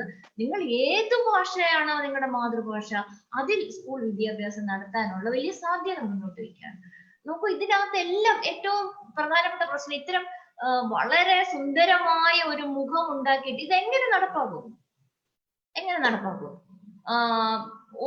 ഓരോ സംസ്ഥാനത്തും തന്നെ ഭാഷാടിസ്ഥാനത്തിൽ സംസ്ഥാനങ്ങൾ രൂപീകരിച്ച ഇതൊക്കെ അവിടെ നിൽക്കുമ്പോൾ തന്നെ ഓരോ സംസ്ഥാനത്തും എത്ര തരം മാതൃഭാഷയുണ്ട്. എന്തിന് കേരളത്തിൽ പോലും ഒരു മലയാളം അല്ലല്ലോ ഉള്ളത്. മലയാളമായിട്ട് യാതൊരു ബന്ധവുമില്ലാത്ത ആദിവാസി ഭാഷകളുണ്ട്. ഈ ഒരു സിസ്റ്റം വാഗ്ദാനം ചെയ്യുന്ന അനുസരിച്ച് നമ്മുടെ ആദിവാസി കുട്ടികൾക്ക് അവരുടെ ഭാഷയിൽ വിദ്യാഭ്യാസം കൊടുക്കാൻ കഴിയും. നോക്കൂ, കേരളം മലയാളം ഭാഷാ ഇൻസ്റ്റിറ്റ്യൂട്ട് പോലുള്ള സ്ഥാപനം തന്നെ ഉണ്ടാക്കിയിരുന്നത് ഉന്നത വിദ്യാഭ്യാസ രംഗത്ത് വരെ മലയാളത്തിൽ വിദ്യാഭ്യാസം കൊടുക്കണം, അതിനുള്ള ടെർമിനോളജി ഉണ്ടാക്കണം എന്നൊക്കെ വിചാരിച്ചിട്ടാണ്. നടന്നോ? ഇല്ല. അപ്പോ ഇത്രയും വിപുലമായ രീതിയിൽ മാതൃഭാഷയിൽ പഠനം നടത്തുക എന്ന് പറയുന്നത് അസാധ്യം തന്നെയാണ്. നമുക്ക് നമ്മുടെ ഔദ്യോഗിക ഭാഷ എന്ന നിലയിൽ മുന്നോട്ട് വെക്കുന്ന ഭാഷകളിൽ പോലും ഈ വിദ്യാഭ്യാസം പൂർണ്ണമായിട്ട് നടത്താൻ സാധ്യമാണോ? നമ്മുടെ ഈ ഇന്നത്തെ ഇൻഫ്രാസ്ട്രക്ചർ, ഇന്നത്തെ വിഭവങ്ങൾ, ഇന്നത്തെ രാഷ്ട്രീയം, ഇതെല്ലാം വെച്ചിട്ട് എത്രമാത്രം സാധ്യമാണ് എന്നുള്ള കാര്യം നമ്മൾ ആലോചിക്കേണ്ട. ഒരേ സംസ്ഥാനത്തിൽ തന്നെ ഇപ്പൊ പശ്ചിമ ബംഗാളോ വേറെ ഏതെങ്കിലും സംസ്ഥാനം എടുത്തു, അവിടുത്തെ ഉപഭാഷകളുണ്ട്. അതുപോലെ ഇവിടെ സംസ്കൃതത്തെ കുറിച്ച് നമ്മൾ ആരും സംസാരിച്ചിട്ടില്ല. ഈ പോളിസിയിൽ മുഴുവനും മുന്നോട്ട് വയ്ക്കുന്ന ഒരു കാര്യം സംസ്കൃതത്തെ റിവൈവ് ചെയ്തെടുക്കുക എന്നുള്ളതാണ്. അപ്പൊ ഇതിന്റെ പ്രായോഗികതയിൽ ഏത് തരത്തിലായിരിക്കും സംസ്കൃതം വരിക എന്ന് ആലോചിക്കണം. സംസ്കൃത ഭാഷയ്ക്ക് വർത്തമാന കാലത്തെ അഡ്രസ് ചെയ്യാൻ മാത്രം എന്ത് സാധ്യതയാണുള്ളത്? ആ ഭാഷ എവിടെ നിൽക്കുകയാണ്? എവിടെ നിന്നുപോയി ആ ഭാഷ? ആ ഭാഷയുടെ പഠനം രീതി എങ്ങനെയാണ്? പട്ടിക പിടിക്കുന്ന പോലെ കാണാൻ പഠിച്ച് രാമരാമ. ഞാൻ ഒരു ഭാഷയും കുറ്റം പറയല്ല, ഭാഷകളെല്ലാം സ്നേഹിക്കുന്ന ഒരു വ്യക്തിയാണത്. പക്ഷെ ജൈവികമായ ഒരു ഭാഷ നമ്മുടെ വർത്തമാന കാലത്തെ എങ്ങനെയാണ് ആഗിരണം ചെയ്യുന്നത്? അതുമാതിരി ഒരു സാധ്യത സംസ്കൃതത്തിനില്ല. അതുകൊണ്ടാണ് എനിക്ക് തോന്നുന്നു പിന്നെ ശ്രീബുദ്ധൻ സംസ്കൃതമൊക്കെ വിട്ട് ബാലി ഭാഷയിൽ സംസാരിക്കാൻ പോയത് എന്ന് ഞാൻ കരുതുന്നു, ജനങ്ങളുടെ ഭാഷയിൽ സംസാരിക്കുന്നു. അപ്പൊ ഈ ഭാഷയുടെ കാര്യത്തിൽ തന്നെ നമ്മൾ നേരത്തെ പറഞ്ഞതുപോലെ പിന്നെ മുന്നോട്ട് വെക്കുന്ന വലിയ വലിയ കാര്യങ്ങളാണ്. ഈ വലിയ വലിയ കാര്യങ്ങൾ പറഞ്ഞുകൊണ്ട് നടപ്പാക്കുന്നത് എന്താണ്? ഒരു അന്തർധാരയുടെ ഈ പോളിസിയുടെ അന്തർധാരയുടെ രാഷ്ട്രീയം എന്താണ്? അത് ഏത് രീതിയിലാണ് നടപ്പാക്കുന്നത്? ഇത് ജോൺ സാമുവൽ വിശദമായി സൂചിപ്പിച്ചതുപോലെ മുഴുവൻ വിദ്യാഭ്യാസ കുത്തക വ്യാപാരത്തിന് വിട്ടുകൊടുക്കുക എന്നുള്ളതിലേക്ക് തന്നെ പോകും. അതിൽ എത്രമാത്രം ഇതിനകത്തുനിന്ന് ഇൻക്ലൂഷൻ ആണ് ഈ വിദ്യാഭ്യാസത്തിന്റെ ഒരു വലിയ സാധ്യതയെ കുറിച്ച് പറയുന്നത്. എത്രമാത്രം മനുഷ്യർ ഇന്ന് വിദ്യാഭ്യാസത്തിലുള്ളവർ തന്നെ എത്രമാത്രം എക്സ്ക്ലൂഡ് ചെയ്യപ്പെടും എന്നുള്ളത് തന്നെ നമ്മൾ ആലോചിക്കേണ്ടിയിരിക്കുന്നു. ഇപ്പൊ ഇന്നത്തെ ഒരു കാലഘട്ടത്തിൽ ഇപ്പോ ഈ വിദ്യാഭ്യാസ നയം കൊണ്ടുവന്നത് തന്നെ അതിന്റെ ഒരു രാഷ്ട്രീയമുണ്ട്. ചർച്ചയില്ല, സമരമില്ല, കൊടിപിടുത്തമില്ല, ഹർത്താലില്ല, ബന്ദില്ല. വളരെ രസകരമായും സുഗമമായും നടപ്പാക്കാവുന്ന രീതിയിൽ ആ കൊണ്ടുവരാൻ എടുത്ത സാഹചര്യം തന്നെ നോക്കേണ്ടതാണ്. ഓക്കെ, ഇത് വളരെ പ്രധാനപ്പെട്ട ഒരു കാര്യം. ഞാൻ ഛത്തീസ്ഗഡില് അവിടുത്തെ ആരോഗ്യവകുപ്പിന്റെ ഒരു സ്റ്റേറ്റ് ഹെൽത്ത് റിസോഴ്സിന്റെ ഡയറക്ടറായിട്ട് കുറച്ചു കാലം വർക്ക് ചെയ്തിരുന്നു. ആ സമയത്ത് അവിടെ ഛത്തീസ്ഗഡി എന്ന് പറഞ്ഞിട്ടുള്ള ഒരു സെൻട്രൽ ഛത്തീസ്ഗഡിൽ കൂടുതൽ പേര് സംസാരിക്കുന്ന ഒരു ഭാഷ. ബസ്തർ പോലെയുള്ള സ്ഥലങ്ങളിൽ ഹൽബി, ഗോണ്ടി, അങ്ങനെ പല ആദിവാസി ഭാഷകളും ഇതൊക്കെ നിറഞ്ഞു നിൽക്കുന്ന ഒരു ട്രൈബൽ കൾച്ചർ നിറഞ്ഞു നിൽക്കുന്ന ഒരു സംസ്ഥാനത്ത് ആദ്യം ഞങ്ങൾ ഉണ്ടാക്കിയ കമ്മ്യൂണിറ്റി ഹെൽത്ത് വർക്കർമാർക്ക് ഉണ്ടാക്കിയ എല്ലാ മൊഡ്യൂളുകളും ആദ്യം ഹിന്ദിയിലായി. പിന്നെ ഞങ്ങൾ അത് ഛത്തീസ്ഗഡിലേക്ക് ആക്കി. പിന്നീട് ഗോണ്ടിയിലേക്കും പിന്നെ ഹൽബിയിലേക്കും ഒന്നും പോകാതെ കാര്യങ്ങൾ എത്തില്ല എന്ന് വരുന്ന സമയത്താണ് നമ്മൾ ആ ഭാഷയുടെ അടിസ്ഥാനം മനസ്സിലാക്കുന്നത്. ആ അടിസ്ഥാനം വെച്ചിട്ട് ഇപ്പോ ഈ അച്ചട്ടം ഉണ്ടാക്കിയിട്ടുള്ള ഫ്രെയിംഡ് ആയിട്ടുള്ള സ്ട്രക്ചേർഡ് ആയിട്ടുള്ള ഭാഷകൾ മാത്രം മീഡിയം ഓഫ് ഇൻസ്ട്രക്ഷൻ ആയിട്ട് മാറുമ്പോൾ അത് എത്തിപ്പെടാനോ അത് മനസ്സിലാക്കാനോ അതിനെ ഉൾക്കൊണ്ട് മനസ്സിലാക്കാനോ കഴിയാത്ത കുട്ടികളിലേക്ക് ഈ ഒരു ഡൈവേഴ്സ് ആയിട്ടുള്ള ഒരു ഭാഷാ സംവിധാനം വരും എന്ന് വിശ്വസിക്കാൻ നമുക്ക് കഴിയില്ല. ഈ വളരെ ചിട്ടപ്പെടുത്ത പ്രത്യേകിച്ചും സംസ്കൃതം പോലെയുള്ള ഭാഷകളെ സെന്ററിൽ വെച്ച് നിൽക്കുമ്പോൾ സ്വന്തം ഭാഷയിൽ തന്നെ പഠിക്കാൻ കുട്ടികൾക്ക് ബുദ്ധിമുട്ടുന്ന സമയത്താണ് നമ്മൾ സംസ്കൃതത്തിന്റെ കാര്യങ്ങൾ പറയുന്നത്. അപ്പോൾ തന്നെ ഈ ലാംഗ്വേജ് ഹൈറാർക്കി വളരെ ഈസി ആയിട്ട് വരും, ഉരുത്തിരിഞ്ഞു വരും. അവർ വാഗ്ദാനം ചെയ്യുന്ന ഒന്ന് പ്രയോഗത്തിൽ വരുന്നത് മറ്റൊരു എളുപ്പത്തിൽ. ഞാൻ ജോണിലേക്ക് വരാം. എനിക്ക് ജോൺ പറഞ്ഞ വെക്കേഷണൽ നോർവേയിലെ അനുഭവങ്ങൾ വെച്ചുകൊണ്ട് നമ്മുടെ ഒരു പ്ലംബിംഗ് സ്കില്ലിനെ പറ്റി ജോൺ പറഞ്ഞല്ലോ. ഒരു വലിയൊരു കമ്പനിയുടെ സിഇഒ പ്ലംബിംഗ് പഠിച്ച് അതിന്റെ ഒരു സ്കില്ലുമായിട്ട് വന്നതിന്റെ ഒരു നമ്മുടെ കേരളത്തിൽ നിന്ന് വരുന്ന സാധാരണ സ്കില്ലുകൾ ഇല്ലാത്ത ഒരാളെ സംബന്ധിച്ചിടത്തോളം വളരെ പ്രധാനപ്പെട്ട ഒരു റിവലേഷൻ ആണ് ജോൺ ചെയ്തത്. പക്ഷെ അതോടൊപ്പം കൂട്ടി വായിക്കേണ്ട ഒരു സാധനം എനിക്ക് തോന്നുന്നത് കാഞ്ചാ ഇളയ എഴുതിയ ഒരു പുസ്തകമാണ് എനിക്ക് ഓർമ്മ വന്നത്. Dignity of labour in our times. നമ്മുടെ സമയത്ത് ഈ തൊഴിലിന്റെ ഒരു ഡിഗ്നിറ്റി, ആ തൊഴിലിന്റെ ഡിഗ്നിറ്റി ഇന്ത്യയിൽ ഏറ്റവും നഷ്ടപ്പെടുന്ന അല്ലെങ്കിൽ നഷ്ടപ്പെട്ടുകൊണ്ടേയിരിക്കുന്ന ഒരു സമയത്താണ് നമ്മൾ വെക്കേഷണൽ സ്കില്ലുകളെ പറ്റി പറയുന്നത്. അങ്ങനെ വരുമ്പോൾ ഈ വെക്കേഷണൽ സ്കില്ലുകളെ അതിന്റെ ജാതിപരമായും അതിന്റെ സാമൂഹ്യപരമായിട്ടുള്ള തലത്തിൽ ഈ വെക്കേഷണൽ സ്കില്ലുകൾ ആരെയാണ് നമ്മൾ പഠിപ്പിക്കുക? അത് നമ്മളെല്ലാ ഈ എലീറ്റുകളായിട്ടുള്ള അല്ലെങ്കിൽ മിഡിൽ ക്ലാസ്സിലുള്ള അല്ലെങ്കിൽ ലോവർ ക്ലാസ്സിൽ തന്നെ ഉള്ള ആളുകളെ നമ്മൾ വെക്കേഷണൽ സ്കില്ലിലേക്ക് കൊണ്ടുപോകുമോ, അതോ ഈ സ്കൂളുകളിൽ നിന്ന് ഡ്രോപ്പ് ഔട്ട് ആകാൻ സാധ്യതയുള്ള കുട്ടികളിലേക്ക് മാത്രമായിട്ട് ഈ വൊക്കേഷണൽ എഡ്യൂക്കേഷൻ ചുരുങ്ങി പോകുമോ എന്നുള്ളൊരു ചോദ്യം. ആ ചോദ്യം ഒന്ന് ജോൺ ഡിസ്കസ് ചെയ്താൽ നന്നായിരിക്കും. അല്ല, അത് പിന്നെ ചോദ്യം തന്നെയാണ്. പക്ഷെ ഈ ആശയമുണ്ടല്ലോ, വൊക്കേഷണൽ എഡ്യൂക്കേഷൻ എന്ന് പറയുന്ന ആശയം സ്കൂളുകളിൽ നടപ്പാക്കിയാൽ, പിന്നെ ഒരു 90% സ്കൂളുകളിൽ നടപ്പാക്കിയാൽ വളരെ വലിയ ഒന്നാമത്തെ കാര്യം ഡിഗ്നിറ്റി ഓഫ് ലേബർ വരും. കേരളത്തെ പോലൊരു സംസ്ഥാനത്ത് അത് അത്യാവശ്യമാണ്. കേരളത്തിൽ നടക്കാൻ സാധ്യതയുള്ള ഒരു കാര്യം. അതെ, അവർ ഇന്റേൺഷിപ്പ് എന്നൊക്കെ പറഞ്ഞിട്ടുണ്ട്. അതായത് സാധാരണ ആശാരിമാരിൽ നിന്ന് സാധാരണ പ്ലംബർമാരൊക്കെ വന്ന് നിങ്ങളുടെ ടീച്ചർമാരാകാം. അപ്പം ഇവാലുവേഷനും മാറുന്നു. പക്ഷെ നോർവേയുടെയും ഫിൻലാൻഡിന്റെയും ഒക്കെ കാര്യത്തില് ഞാനിത് പറയുമ്പോൾ അതിന്റെ ഒരു വ്യത്യാസം എന്ന് പറഞ്ഞാൽ, നോർവേ അവരുടെ എഡ്യൂക്കേഷനും ഹെൽത്തും വളരെ സോഷ്യലിസ്റ്റ് ആശയത്തിലും കൂടാണ്. അവരുടെ മാർക്കറ്റ് എക്കോണമി തീർച്ചയായിട്ടും ക്യാപിറ്റലിസ്റ്റ് ആശയത്തിലും, പക്ഷെ അവരുടെ സോഷ്യൽ സെക്ടർ ഇപ്പോഴും ഒരു സോഷ്യലിസ്റ്റ്, കാരണം ആക്സസിന്റെ കാര്യത്തിലും അഫോർഡബിലിറ്റിയുടെ കാര്യത്തിലും ഇക്വിറ്റി ഇക്വാളിറ്റി കൊണ്ടെത്തുന്നവരാണ്. അതായത് ഒരു കമ്പനിയുടെ സിഇഒയുടെ മകനും ആ കമ്പനിയിലെ ഗാർഡനറുടെ മകനും ഒരേ സ്കൂളിലാണ് പഠിക്കുന്നത്. അത് വളരെ, കാരണം എന്ന് പറഞ്ഞാൽ അവിടുത്തെ സ്കൂൾ വിദ്യാഭ്യാസം നെയ്ബർഹുഡ് സ്കൂൾ എന്നുള്ള ഇതിലാണ്. ഞാൻ ഇന്നടത്ത് ശ്രമിക്കുമ്പോ എനിക്ക് വേറെ വല്ലൊരു സ്കൂളിൽ കൊണ്ട് ചേർക്കാൻ ഒക്കില്ല. ഞാന് പിന്നെ ആ ഓർഗനൈസേഷന്റെ സിഇഒ ആയിരിക്കും, വലിയ ശമ്പളം കിട്ടുന്ന ആളായിരിക്കും.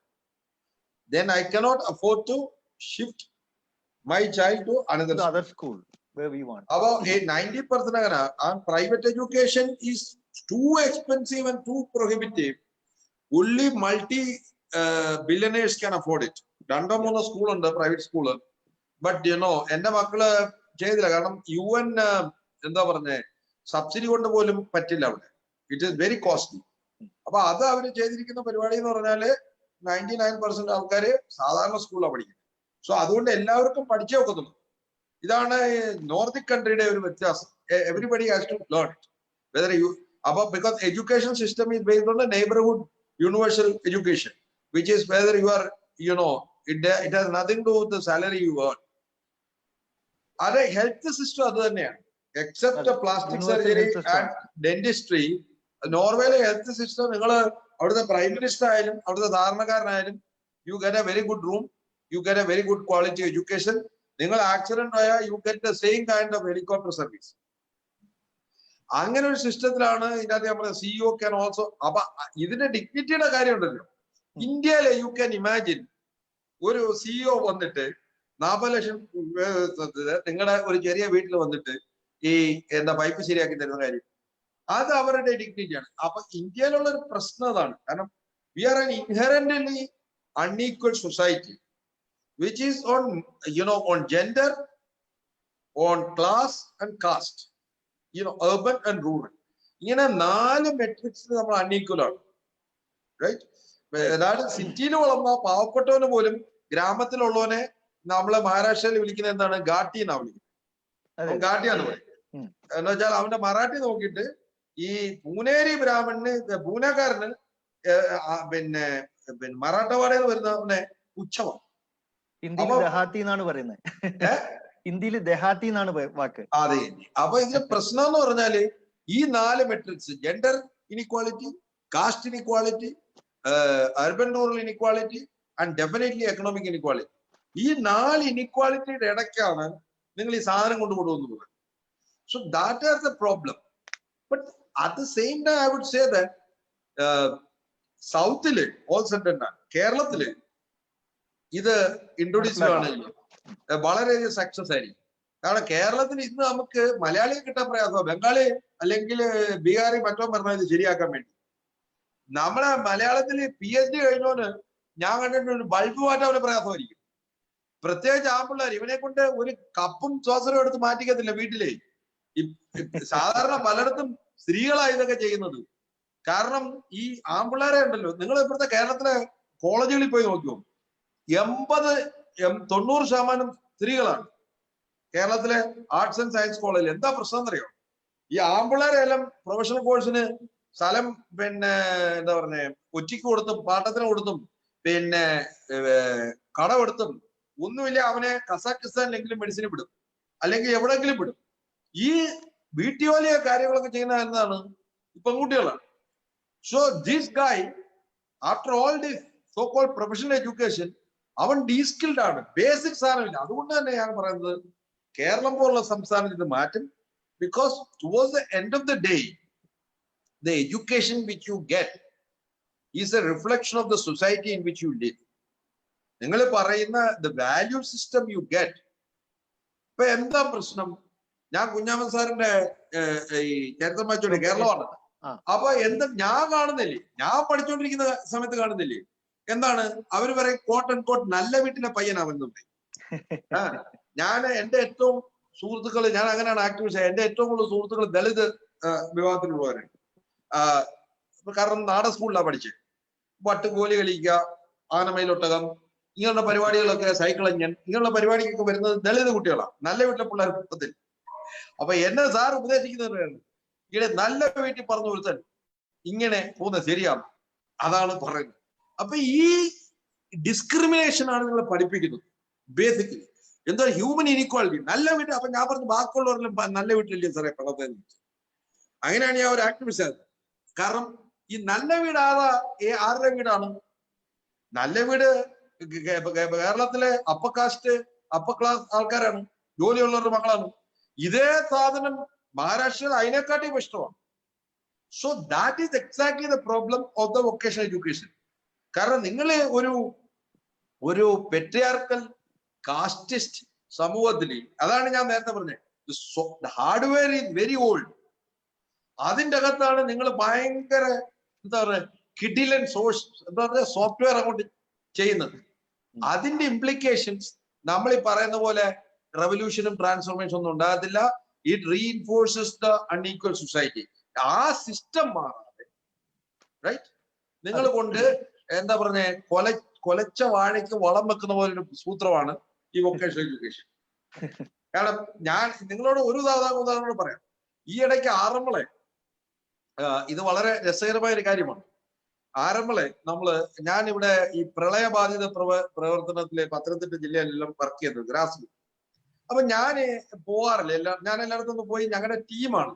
അപ്പോ ഈ നമ്മുടെ കുടുംബശ്രീ പരിപാടിയുണ്ട്. കുടുംബശ്രീയുടെ ഒരു വലിയ പ്രവർത്തനം മറ്റേ അവര് പറഞ്ഞു നമുക്ക് അഗ്രോ സാധനം തുടങ്ങാൻ പറ്റും. അതായത് വാഴ പിന്നെ നമ്മള് എന്താ പറയുക ഏത്തക്ക എടുത്ത് ഏത്തക്ക പൊടിച്ച് ഇതൊക്കെ കൊടുക്കാം എന്നൊക്കെ പറഞ്ഞ് ഭയങ്കര സംഭവം. ചേനയിൽ അതുണ്ടാക്കും, പിന്നെ ഇത് കുറച്ച് കഴിഞ്ഞപ്പോ ഒരാൾ എണീറ്റ് പോയി, സാറേ ഇതൊക്കെ ഞങ്ങളുടെ അപ്പൂപ്പന്മാരുടെ കാലത്ത് പോലും ചെയ്യുന്ന കാര്യമാണ്, ഇനിയിപ്പോ സാറ് ഞങ്ങളെ ഇതിനകത്ത് സ്കില്ല് പഠിപ്പിക്കാൻ പറ്റുമെന്ന് ചോദിച്ചു. റൈറ്റ്. അപ്പൊ ഞാൻ ഇവരോട് പറഞ്ഞു, you are reinforcing the equality. This is A Dalit community. നിങ്ങള് അവരോടാണ് വാഴ വെക്കുന്ന എങ്ങനെ പഠിപ്പിക്കാമെന്ന്. ഒരു അഗ്രികൾച്ചർ ഇൻസ്പെക്ടറും ഉണ്ട്, അഗ്രികൾച്ചർ ഓഫീസറും ഉണ്ട്. അപ്പോ അവർ പറഞ്ഞു, സാറന്മാരെന്താ നിങ്ങൾ വാഴ വെക്കാത്തെ? ഞങ്ങളുടെ വല്യച്ഛനും അച്ഛനും അപ്പൂപ്പനും ഈ വാഴ വെപ്പായിരുന്നു പരിപാടി. Then I told them, no, we are not going to do this. We are not going to do this. കാരണം എന്ന് പറഞ്ഞാല് I'm saying that this is the problem, because you presuppose that you are training them on vocational education, which they have been already doing.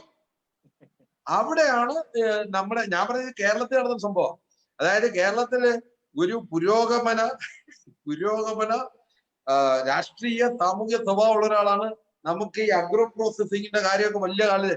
അപ്പോഴാണ് ഒരു സ്ത്രീ എഴുന്നേറ്റ് പറഞ്ഞത്, ഞങ്ങളുടെ അച്ഛനും വല്യച്ഛനും ഒക്കെ ഇതൊക്കെ തന്നെയല്ലേ സാറേ ചെയ്തതെന്ന്. അപ്പൊ ദാറ്റ് ഈസ് എ പ്രോബ്ലം. ഇത് കേരളത്തിൽ പത്തനംതിട്ട ജില്ലയിൽ സംഭവിക്കാമെങ്കിൽ നിങ്ങളൊന്ന് ഓർത്തോട് ഛത്തീസ്ഗഡിലും മധ്യപ്രദേശിലും ഒക്കെ എന്തായിരിക്കും. അതാണ് പ്രശ്നം. രണ്ടാമത്തെ കാര്യം ജോൺ പറഞ്ഞത്, നമ്മുടെ ഏർലി ചൈൽഡ്ഹുഡ് എഡ്യൂക്കേഷനെ നമ്മൾ സ്കൂളുമായിട്ട് മെർജ് ചെയ്യുന്നതിന്റെ ഒരു ഫോർമൽ ആക്കുന്നതിന്റെ ഭാഗമായിട്ടുള്ള ഒരു അംഗീകാരം അതിന് കിട്ടുന്നുണ്ട് എന്നുള്ളതാണ് പറഞ്ഞത്. പക്ഷെ അതേ സമയത്ത് സുജ ടീച്ചർ പറഞ്ഞൊരു കാര്യം, ഇത് ഈ ഒരു വളരെ പ്രധാനമായിട്ടുള്ള അത് നമുക്ക് ഈ പൊളിറ്റിക്കൽ ഇക്കണോമി അനാലിസിസ് നടത്തുമ്പോൾ കാണാതെ പോകാൻ കഴിയാത്ത ഒരു കാര്യം, ഈ കുട്ടികളിലൂടെയാണ് ഇന്ത്യയിൽ വർഗീയ വിഷം പടരുന്നത് എന്നുള്ളതാണ്. അതിൽ ചെറിയ കുട്ടികളെ പോലും ഉൾപ്പെടുത്തുന്ന ഒരു അജണ്ട ഇതിന്റെ പിന്നിൽ ഉണ്ട് എന്ന് പറഞ്ഞു കഴിഞ്ഞാൽ അത് നമുക്ക് മുഴുവനായിട്ടും നിഷേധിക്കാൻ കഴിയുന്ന കാര്യമാണോ ജോൺ? എന്റെ രാമ, അതൊക്കെ എന്തേ കഴിഞ്ഞു. ഇത് ഇനിയിപ്പോ എന്താ പറയുന്നേ? അതൊക്കെ 1987 നമ്മുടെ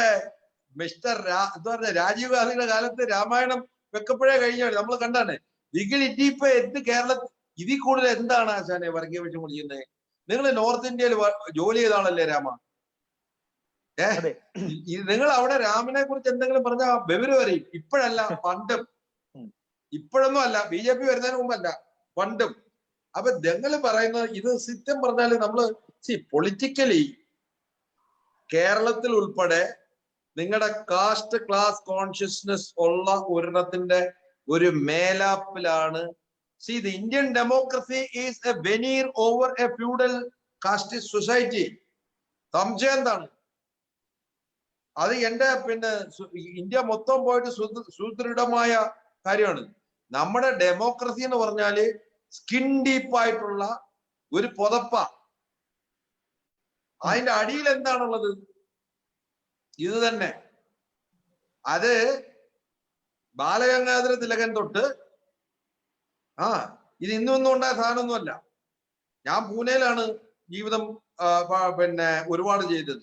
സദാശിവപേട്ടിലേക്ക് ചെയ്താല് സദാശിവപേട്ടാണ് Pune. If you are Pune. ഇത് ഈ പ്രത്യേകിച്ച് എഡ്യൂക്കേഷന്റെ കാര്യം പറഞ്ഞിട്ട് കാര്യമില്ല. നിങ്ങൾ ഒരു കാര്യം മനസ്സിലാക്കണം. നമ്മൾ ഏർലി ചൈൽഡ്ഹുഡ് എഡ്യൂക്കേഷൻ പറയണം. പൂനെയില് ഒരു ജ്ഞാനപ്രബോധിനി എന്ന് പറഞ്ഞൊരു സെറ്റപ്പ് ഉണ്ട്. ഞാൻ കണ്ടിട്ടുണ്ട്. അപ്പൊ ഒരിക്കല് നമ്മൾ ഈ എൻട്രോന്റെ ഇതിനകത്തൊക്കെ വളരെ ആക്റ്റീവ് ആയപ്പം എനിക്ക് അവർ സ്വീകരണം തരാൻ തീരുമാനിച്ചു.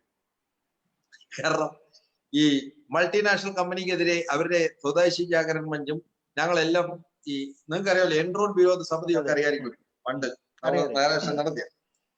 അപ്പൊ ഞാൻ അവിടെ ചെന്നപ്പം അവിടെ ഒരു ഒറ്റ പടമില്ല ഹേഡിഗവാറിന്റെയും ഗോൾവൽക്കറിന്റെയും. എനിക്കൊരു പൂവൊക്കെ തന്ന് എല്ലാവരും സ്വീകരിക്കും. ഞാൻ അവിടെ ചെന്നപ്പോ വിവേകാനന്ദ ഉണ്ട്, നമ്മുടെ അരവിന്ദും ഉണ്ട്, ഗാന്ധി ഉണ്ട്. സംഗതി മൊത്തം അപ്പോഴാണ് ഈ RSSലെ ജസ്യൂട്ടായി വരുന്നത്. കാരണം അപ്പൊ ഞാൻ ചോദിച്ചു, ഞാൻ അവിടെ വലിയ എന്നെ എല്ലായിടത്തും കൊണ്ട് കാണിച്ചു. നിങ്ങൾ നോക്കണം, കാലിഫോർണിയ യൂണിവേഴ്സിറ്റിയിൽ നിന്ന് PhD നേടിയ ആളാണ് അതിന്റെ പ്രധാന ആള്. California university Berklee, one of the best university എന്ന് കെമിസ്ട്രിയിൽ PhD ചെയ്ത ആളാണ് അതിന്റെ ഹെഡ്. അപ്പൊ ഞാൻ ചോദിച്ചു, നിങ്ങൾ എന്താ? അപ്പൊ ഞങ്ങളെ പ്രധാന കാര്യം ഏർലി ചൈൽഡ്ഹുഡ് എഡ്യൂക്കേഷൻ ആണ്. അപ്പൊ എന്നെ അവരുടെ പുസ്തകങ്ങളും മാസികകളും കുട്ടികൾക്കുള്ള നമ്മുടെ ഈ ബാലരമ മാതിരി സാധനം സംഗതി മൊത്തം മറ്റേതാ. അപ്പൊ ഞാൻ ചോദിച്ചു എത്ര സർക്കുലേഷൻ ഉണ്ടെന്ന്. 1.5 ലക്ഷം സർക്കുലേഷനേ ഉള്ളൂ. മനസ്സിലായില്ലേ? So I knew that it was going to happen. ഇത് നിങ്ങൾ ഈ പറയുന്ന ഇതിനിപ്പോ പ്രത്യേകിച്ച് ഏർലി ചൈൽഡ്ഹുഡ് എഡ്യൂക്കേഷൻ ഒന്നും വേണ്ട. അത് ഇന്ത്യയിലും കേരളത്തിലും നേരത്തെ ഉണ്ടായിരുന്നാണ് സംഭവിച്ചത്. I don't think so. പക്ഷെ ഏർലി ചൈൽഡ്ഹുഡ് എഡ്യൂക്കേഷൻ എന്നെ സംബന്ധിച്ചിട്ട് അവർക്ക് ഭക്ഷണം കിട്ടും. If they get meal, because ഇവിടെ കേരളത്തിൽ അംഗൻവാടിയിൽ കൊടുക്കുന്നുണ്ട്. അത് സിറ്റുവേഷൻ അല്ല എല്ലാവരും. And once you bring children to literacy and etcetera that helps. ഇത് നിങ്ങൾ ചോദിച്ചു കഴിഞ്ഞാൽ whether it will transform, no. ഇപ്പൊ ഇന്ത്യയിലെ system transform by cumulative incrementalism. ഇന്ത്യയിലെ സിസ്റ്റം മാറിയതെല്ലാം, ഞാനതൊരു സോഷ്യോളജി സ്റ്റുഡന്റ് ആയിട്ട് പറയാം, ഇന്ത്യയിലെ സിസ്റ്റം മാറിയതെല്ലാം ഫോർ പ്ലസ് ഓർ മൈനസ് ഈ ക്യുമുലേറ്റീവ് ഇൻക്രിമെന്റലിസം കൊണ്ടാണ്. ഈ ക്യുമുലേറ്റീവ് ഇൻക്രിമെന്റലിസം കൊണ്ടാണ് അതിന്റെ ഒരു ക്രെസന്റോ ആയിരുന്നു 1990-ല് ഈ RSSന്റെ എന്താ പറയുന്നത്. ഇത് ഇന്നും ഇന്നലെ ഉണ്ടായതല്ല. ആ ക്യുമുലേറ്റീവ് ഇൻക്രിമെന്റലിസം കൊണ്ടാണ് നമ്മുടെ വിദ്യാഭ്യാസം മെച്ചപ്പെട്ടത്. ക്യുമുലേറ്റീവ് ഇൻക്രിമെന്റലിസം കൊണ്ടാണ് സാധാരണക്കാരന് ആക്സസ് ടു എഡ്യൂക്കേഷൻ ഉണ്ടായത്. സോ ഇത് ഞാൻ മൊത്തം I will not throw the baby with the bathing water. ഇതെല്ലാം തെറ്റാണെന്ന് ഞാൻ പറയത്തില്ല. But I am saying that it will not lead to transformation as they claim. Number 2, it will continue to create reproduce the existing inequalities in the society. Number 3, despite that, there will be a positive incrementalism within this education policy. So I am not going to say, ഞാൻ ഈ education policy just because everything which is being said by Modi government is bad എന്ന് ഞാൻ പറയത്തില്ല. സത്യം പറഞ്ഞാല് വേറൊരു debate ഞാൻ പറഞ്ഞു, I am totally opposed to environmental impact assessment 2020. Totally 101% I am opposed. But ഈ എഡ്യൂക്കേഷന്റെ കാര്യത്തിന്റെ അത് actually 90% I agree with the content of it. My worry is how it will be implemented. അതാണ് എനിക്ക് എഡ്യൂക്കേഷന്റെ കാര്യത്തിലുള്ള പ്രധാന പ്രശ്നം. ഓക്കെ, ഞാൻ സുജി ടീച്ചറിലേക്ക് ഇന്നത്തെ ഏതാണ്ട് നമ്മുടെ സമയം കഴിഞ്ഞിരിക്കുന്നു. സുജി ടീച്ചറെ, നിങ്ങൾ ഈ നോർത്ത് ഈസ്റ്റേൺ കമ്മ്യൂണിറ്റിയിലും അതുപോലെ മറ്റു പല ചെറിയ ഭാഷാ സമൂഹങ്ങളും അവര് ഈ പോളിസിയെ പറ്റിയിട്ടുള്ള ഒരു ഉണ്ടാകാവുന്ന ആശങ്കകളെ പറ്റിയിട്ടൊന്ന് സംസാരിക്കാൻ പറ്റുമോ? തീർച്ചയായിട്ടും അവിടുത്തെ രാഷ്ട്രീയം യഥാർത്ഥത്തിൽ നമ്മൾ വൺ ഇന്ത്യ അല്ലെ one nation, one politics, one culture, one education policy എന്ന് പറയുമ്പോൾ ഇപ്പോ തന്നെ ഈ സൗത്ത് ഈസ്റ്റ് സംസ്ഥാനങ്ങളിൽ നിലനിൽക്കുന്ന ഒരു സാഹചര്യമുണ്ട്. ഈവൻ നമ്മൾ ഈ അടുത്ത കാലത്ത് മുഴുവൻ ചർച്ച ചെയ്തുകൊണ്ടിരിക്കുന്ന ഒരുപാട് പൗരത്വ പ്രശ്നം തുടങ്ങി ഒരുപാട് കാര്യങ്ങൾ, ഡൽഹി പോലും ഉണ്ടായ സമരങ്ങൾ, ഇതെല്ലാം ഉണ്ട്. ഇതിന്റെ എല്ലാ പ്രശ്നങ്ങളും അവിടെ നിലനിൽക്കുകയാണ്. അതിനെ ഒരു പക്ഷെ അധികാരം ഉപയോഗിച്ച് അടിച്ചമർത്തുകയോ ഇല്ലാതാക്കുകയോ ഒക്കെ ചെയ്തു എന്ന് നമ്മൾ തോന്നുമ്പോഴും ഈ ഇഷ്യൂസ് എല്ലാം നിൽക്കുകയാണ്. ഇന്ത്യയിലെ മുസ്ലിങ്ങൾ വേട്ടയാടപ്പെടുന്നത്, ദളിതർ വേട്ടയാടപ്പെടുന്നത് ഒക്കെ ഇപ്പോഴും ആ സാംസ്കാരിക പ്രശ്നമായി നിൽക്കുകയാണ്. അവിടേക്കാണ് ഈ പറഞ്ഞ ഏറ്റവും ആധുനികം എന്ന് വിശേഷിപ്പിക്കാവുന്ന തരത്തിലുള്ള ഒരു എഡ്യൂക്കേഷൻ കൊണ്ടുവരുന്നു. ഒരു തരത്തിൽ ഈ പറഞ്ഞ സിസ്റ്റമാറ്റിക് ആയിട്ടുള്ള സ്കൂൾ വിദ്യാഭ്യാസത്തിൽ കൊണ്ടുവരുന്ന വ്യത്യാസം, പിന്നെ ചോയ്സസ്, യൂണിവേഴ്സിറ്റി എഡ്യൂക്കേഷനിൽ വരുന്ന ചോയ്സസ്, ഇതെല്ലാം തന്നെ ഒരു ആധുനിക യൂറോപ്യൻ ഡെമോക്രാറ്റിക് രാജ്യത്ത് നടപ്പിലാകുന്ന ഒന്നാണ്. മോഹനമാണ് കേൾക്കാൻ. അതിനെ ഇത്തരം സംസ്ഥാനങ്ങളിലേക്ക് ഈ പൊളിറ്റിക്കലി ഇത്രയും ഗുരുതരമായ പ്രശ്നമുള്ള, സാംസ്കാരിക പ്രശ്നമുള്ള സംസ്ഥാനങ്ങളിലേക്ക് കൊണ്ടുവരുമ്പോൾ എങ്ങനെയായിരിക്കും? ഇത്തരം സ്റ്റഡീസ് നടന്നിട്ടുണ്ടോ? ഒരു പോളിസി 21ാം നൂറ്റാണ്ട് ലോകത്തെ അഭിമുഖീകരിക്കാൻ, ഇന്ത്യൻ യുവത്വം ലോകത്തെ അഭിമുഖീകരിക്കത്തക്കവണ്ണം തയ്യാറാക്കുന്ന, എംപവർ ചെയ്യുന്ന ഒരു എഡ്യൂക്കേഷൻ പോളിസി വെക്കുമ്പോൾ ഇത്തരം എന്തെങ്കിലും കാര്യങ്ങൾ, ഇതിന്റെ പ്രായോഗികതയെക്കുറിച്ച്, ഇതിന്റെ നടത്തിപ്പിനെ കുറിച്ച്, അതിന്റെ രാഷ്ട്രീയത്തെ കുറിച്ച് ഇതിൽ എവിടെയും ചർച്ച ചെയ്യുന്നത്? ഇത് എങ്ങനെയാണ് ഈ നടപ്പിലാക്കുക? ഇതൊരു വെറും ഒരു സ്വപ്നമായി നിലനിൽക്കുക, അല്ലെങ്കിൽ ഈ നേരത്തെ നമ്മൾ സംശയിച്ചതുപോലെ വലിയ തരത്തിലുള്ള കച്ചവട സാധ്യതയിലേക്ക് വരികയും ഇപ്പോൾ തന്നെ ഇതിനകത്ത് ഇപ്പോഴത്തെ നമ്മുടെ വിദ്യാഭ്യാസത്തിനകത്ത് ഇൻക്ലൂഡ് ചെയ്തിരിക്കുന്ന ജനവിഭാഗങ്ങൾ പോലും പുറത്തേക്ക് പോകുന്ന ഒരു അവസ്ഥയായിരിക്കുമോ ഇതിന്റെ പ്രായോഗിക ഫലം എന്നൊക്കെ ആലോചിക്കാൻ പറ്റുന്നുള്ളൂ അതിനെക്കുറിച്ച്. ഓക്കെ, ശരി, നമുക്ക് ഇന്നത്തെ ചർച്ച അവസാനിപ്പിക്കാൻ ഉള്ള സമയമായി. ഒന്ന്, ഒരു പോളിസിയെ നമ്മൾ വിശകലനം ചെയ്യുന്നത് അതിന്റെ കണ്ടന്റ് മാത്രം നോക്കിയിട്ടല്ല, അതിന്റെ കോണ്ടെക്സ്റ്റ് നോക്കിയിട്ടും അതിന്റെ ആക്ടേഴ്സ് ആരൊക്കെയാണെന്ന് നോക്കിയിട്ടും കൂടിയാണ്. അപ്പൊ ഈ കോണ്ടെക്സ്റ്റ്, കണ്ടന്റ് ആൻഡ് ആക്ടേഴ്സ്, ഈ 3 കാര്യങ്ങളെയും കൂടി വെച്ച് നോക്കുമ്പോഴാണ് നമുക്കൊരു പോളിസിയുടെ മുന്നോട്ടുള്ള പ്രയാണത്തിൽ അത് ഏത് തരത്തിലാണ് ഒരു സമൂഹത്തെ ബാധിക്കാൻ പോകുന്നത് എന്ന് നമ്മൾ മനസ്സിലാക്കും. കണ്ടന്റ് ഒരു പക്ഷേ വെക്കാബുലറിയും ടെർമിനോളജിയും ഒക്കെ വെച്ചുകൊണ്ട് അതിന്റെ ഒരു നേരത്തെ പറഞ്ഞ പോലെ ഒരു ആസ്പിറേഷണൽ എന്ന് ജോൺ വിശേഷിപ്പിച്ച രീതിയിൽ ഒരു ആസ്പിറേഷണൽ കണ്ടന്റ് ഉള്ളപ്പോൾ തന്നെ ഈ ആസ്പിറേഷണൽ കണ്ടന്റ് മുന്നോട്ട് വെക്കുന്നതിന്റെ പിന്നിലുള്ള രാഷ്ട്രീയത്തെ നമുക്ക് തിരിച്ചറിയാൻ കഴിയില്ല. ഒന്ന്. രണ്ട്, ഞാൻ ഈ മൊത്തം ചർച്ചയിൽ നിന്ന് ഞാൻ മനസ്സിലാക്കുന്ന ഒരു കാര്യം, ഇതിന്റെ നമ്മുടെ ഒരു ഇൻഫ്രാസ്ട്രക്ചർ അല്ലെങ്കിൽ നമ്മുടെ ഒരു ഗവർണൻസ് അറേഞ്ച്മെന്റ് ഈ ഇതുപോലെയുള്ള ഒരു കണ്ടന്റിനെ ഉൾക്കൊള്ളാൻ കഴിയുന്നതല്ല എന്ന് വെച്ചാൽ സോഫ്റ്റ്വെയറും ഹാർഡ്വെയറും തമ്മിലുള്ള ഒരു വ്യത്യാസം. 3, ഈ ഇതുപോലെയുള്ള കാര്യങ്ങൾ, പുരോഗമനപരമായ കാര്യങ്ങൾ പറയുന്ന ഒരു പോളിസി അല്ല, ആ പോളിസിയുടെ സ്വഭാവമല്ല ഇത് മുന്നോട്ട് വെക്കുന്ന ആക്ടേഴ്സിനുള്ളത് എന്നുള്ള ഒരു വലിയ ഡൈക്കോട്ടമി, വലിയൊരു വൈരുദ്ധ്യം. ഈ കാര്യങ്ങളൊക്കെ മുന്നോട്ട് വെച്ചുകൊണ്ടാണ് ഈ പോളിസിയുടെ അതിൻ്റെ ഒരു ആഗോളവും ദേശീയവും അതുപോലെ പ്രാദേശികവുമായിട്ടുള്ള മാനങ്ങൾ ഉരുത്തിരിഞ്ഞു വന്നത്. അതുപോലെ തന്നെ അതിന്റെ ഭാഷ, സംസ്കാരം, സമൂഹം, രാഷ്ട്രീയം, ഈ കാര്യങ്ങളെ നമ്മൾ അതേ രീതിയിലാണ് കണ്ടത്.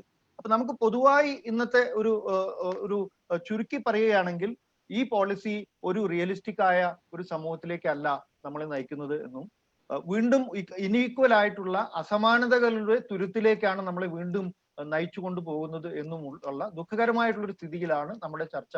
അപ്പൊ അതിനെ എന്ത് ചെയ്യാൻ കഴിയും? പൊതുസമൂഹവും അതുപോലെ രാഷ്ട്രീയ സംഘങ്ങളും സാംസ്കാരിക സംഘങ്ങളും അതിനൊക്കെ എന്ത് ചെയ്യാൻ കഴിയുമെന്ന് വളരെ ഗൗരവമായി ആലോചിക്കേണ്ടതാണ്. ആ ഒരു ആലോചനയ്ക്കുള്ള ഒരു തുടക്കമാകട്ടെ ഈ ചർച്ച എന്നുള്ള ഒരു പ്രത്യാശയോടുകൂടി ഇന്നത്തെ ചർച്ച ഉപസംഹരിക്കുന്നതിന് വേണ്ടി വിനോദ് കമാലത്തിനെ ക്ഷണിക്കുകയാണ്.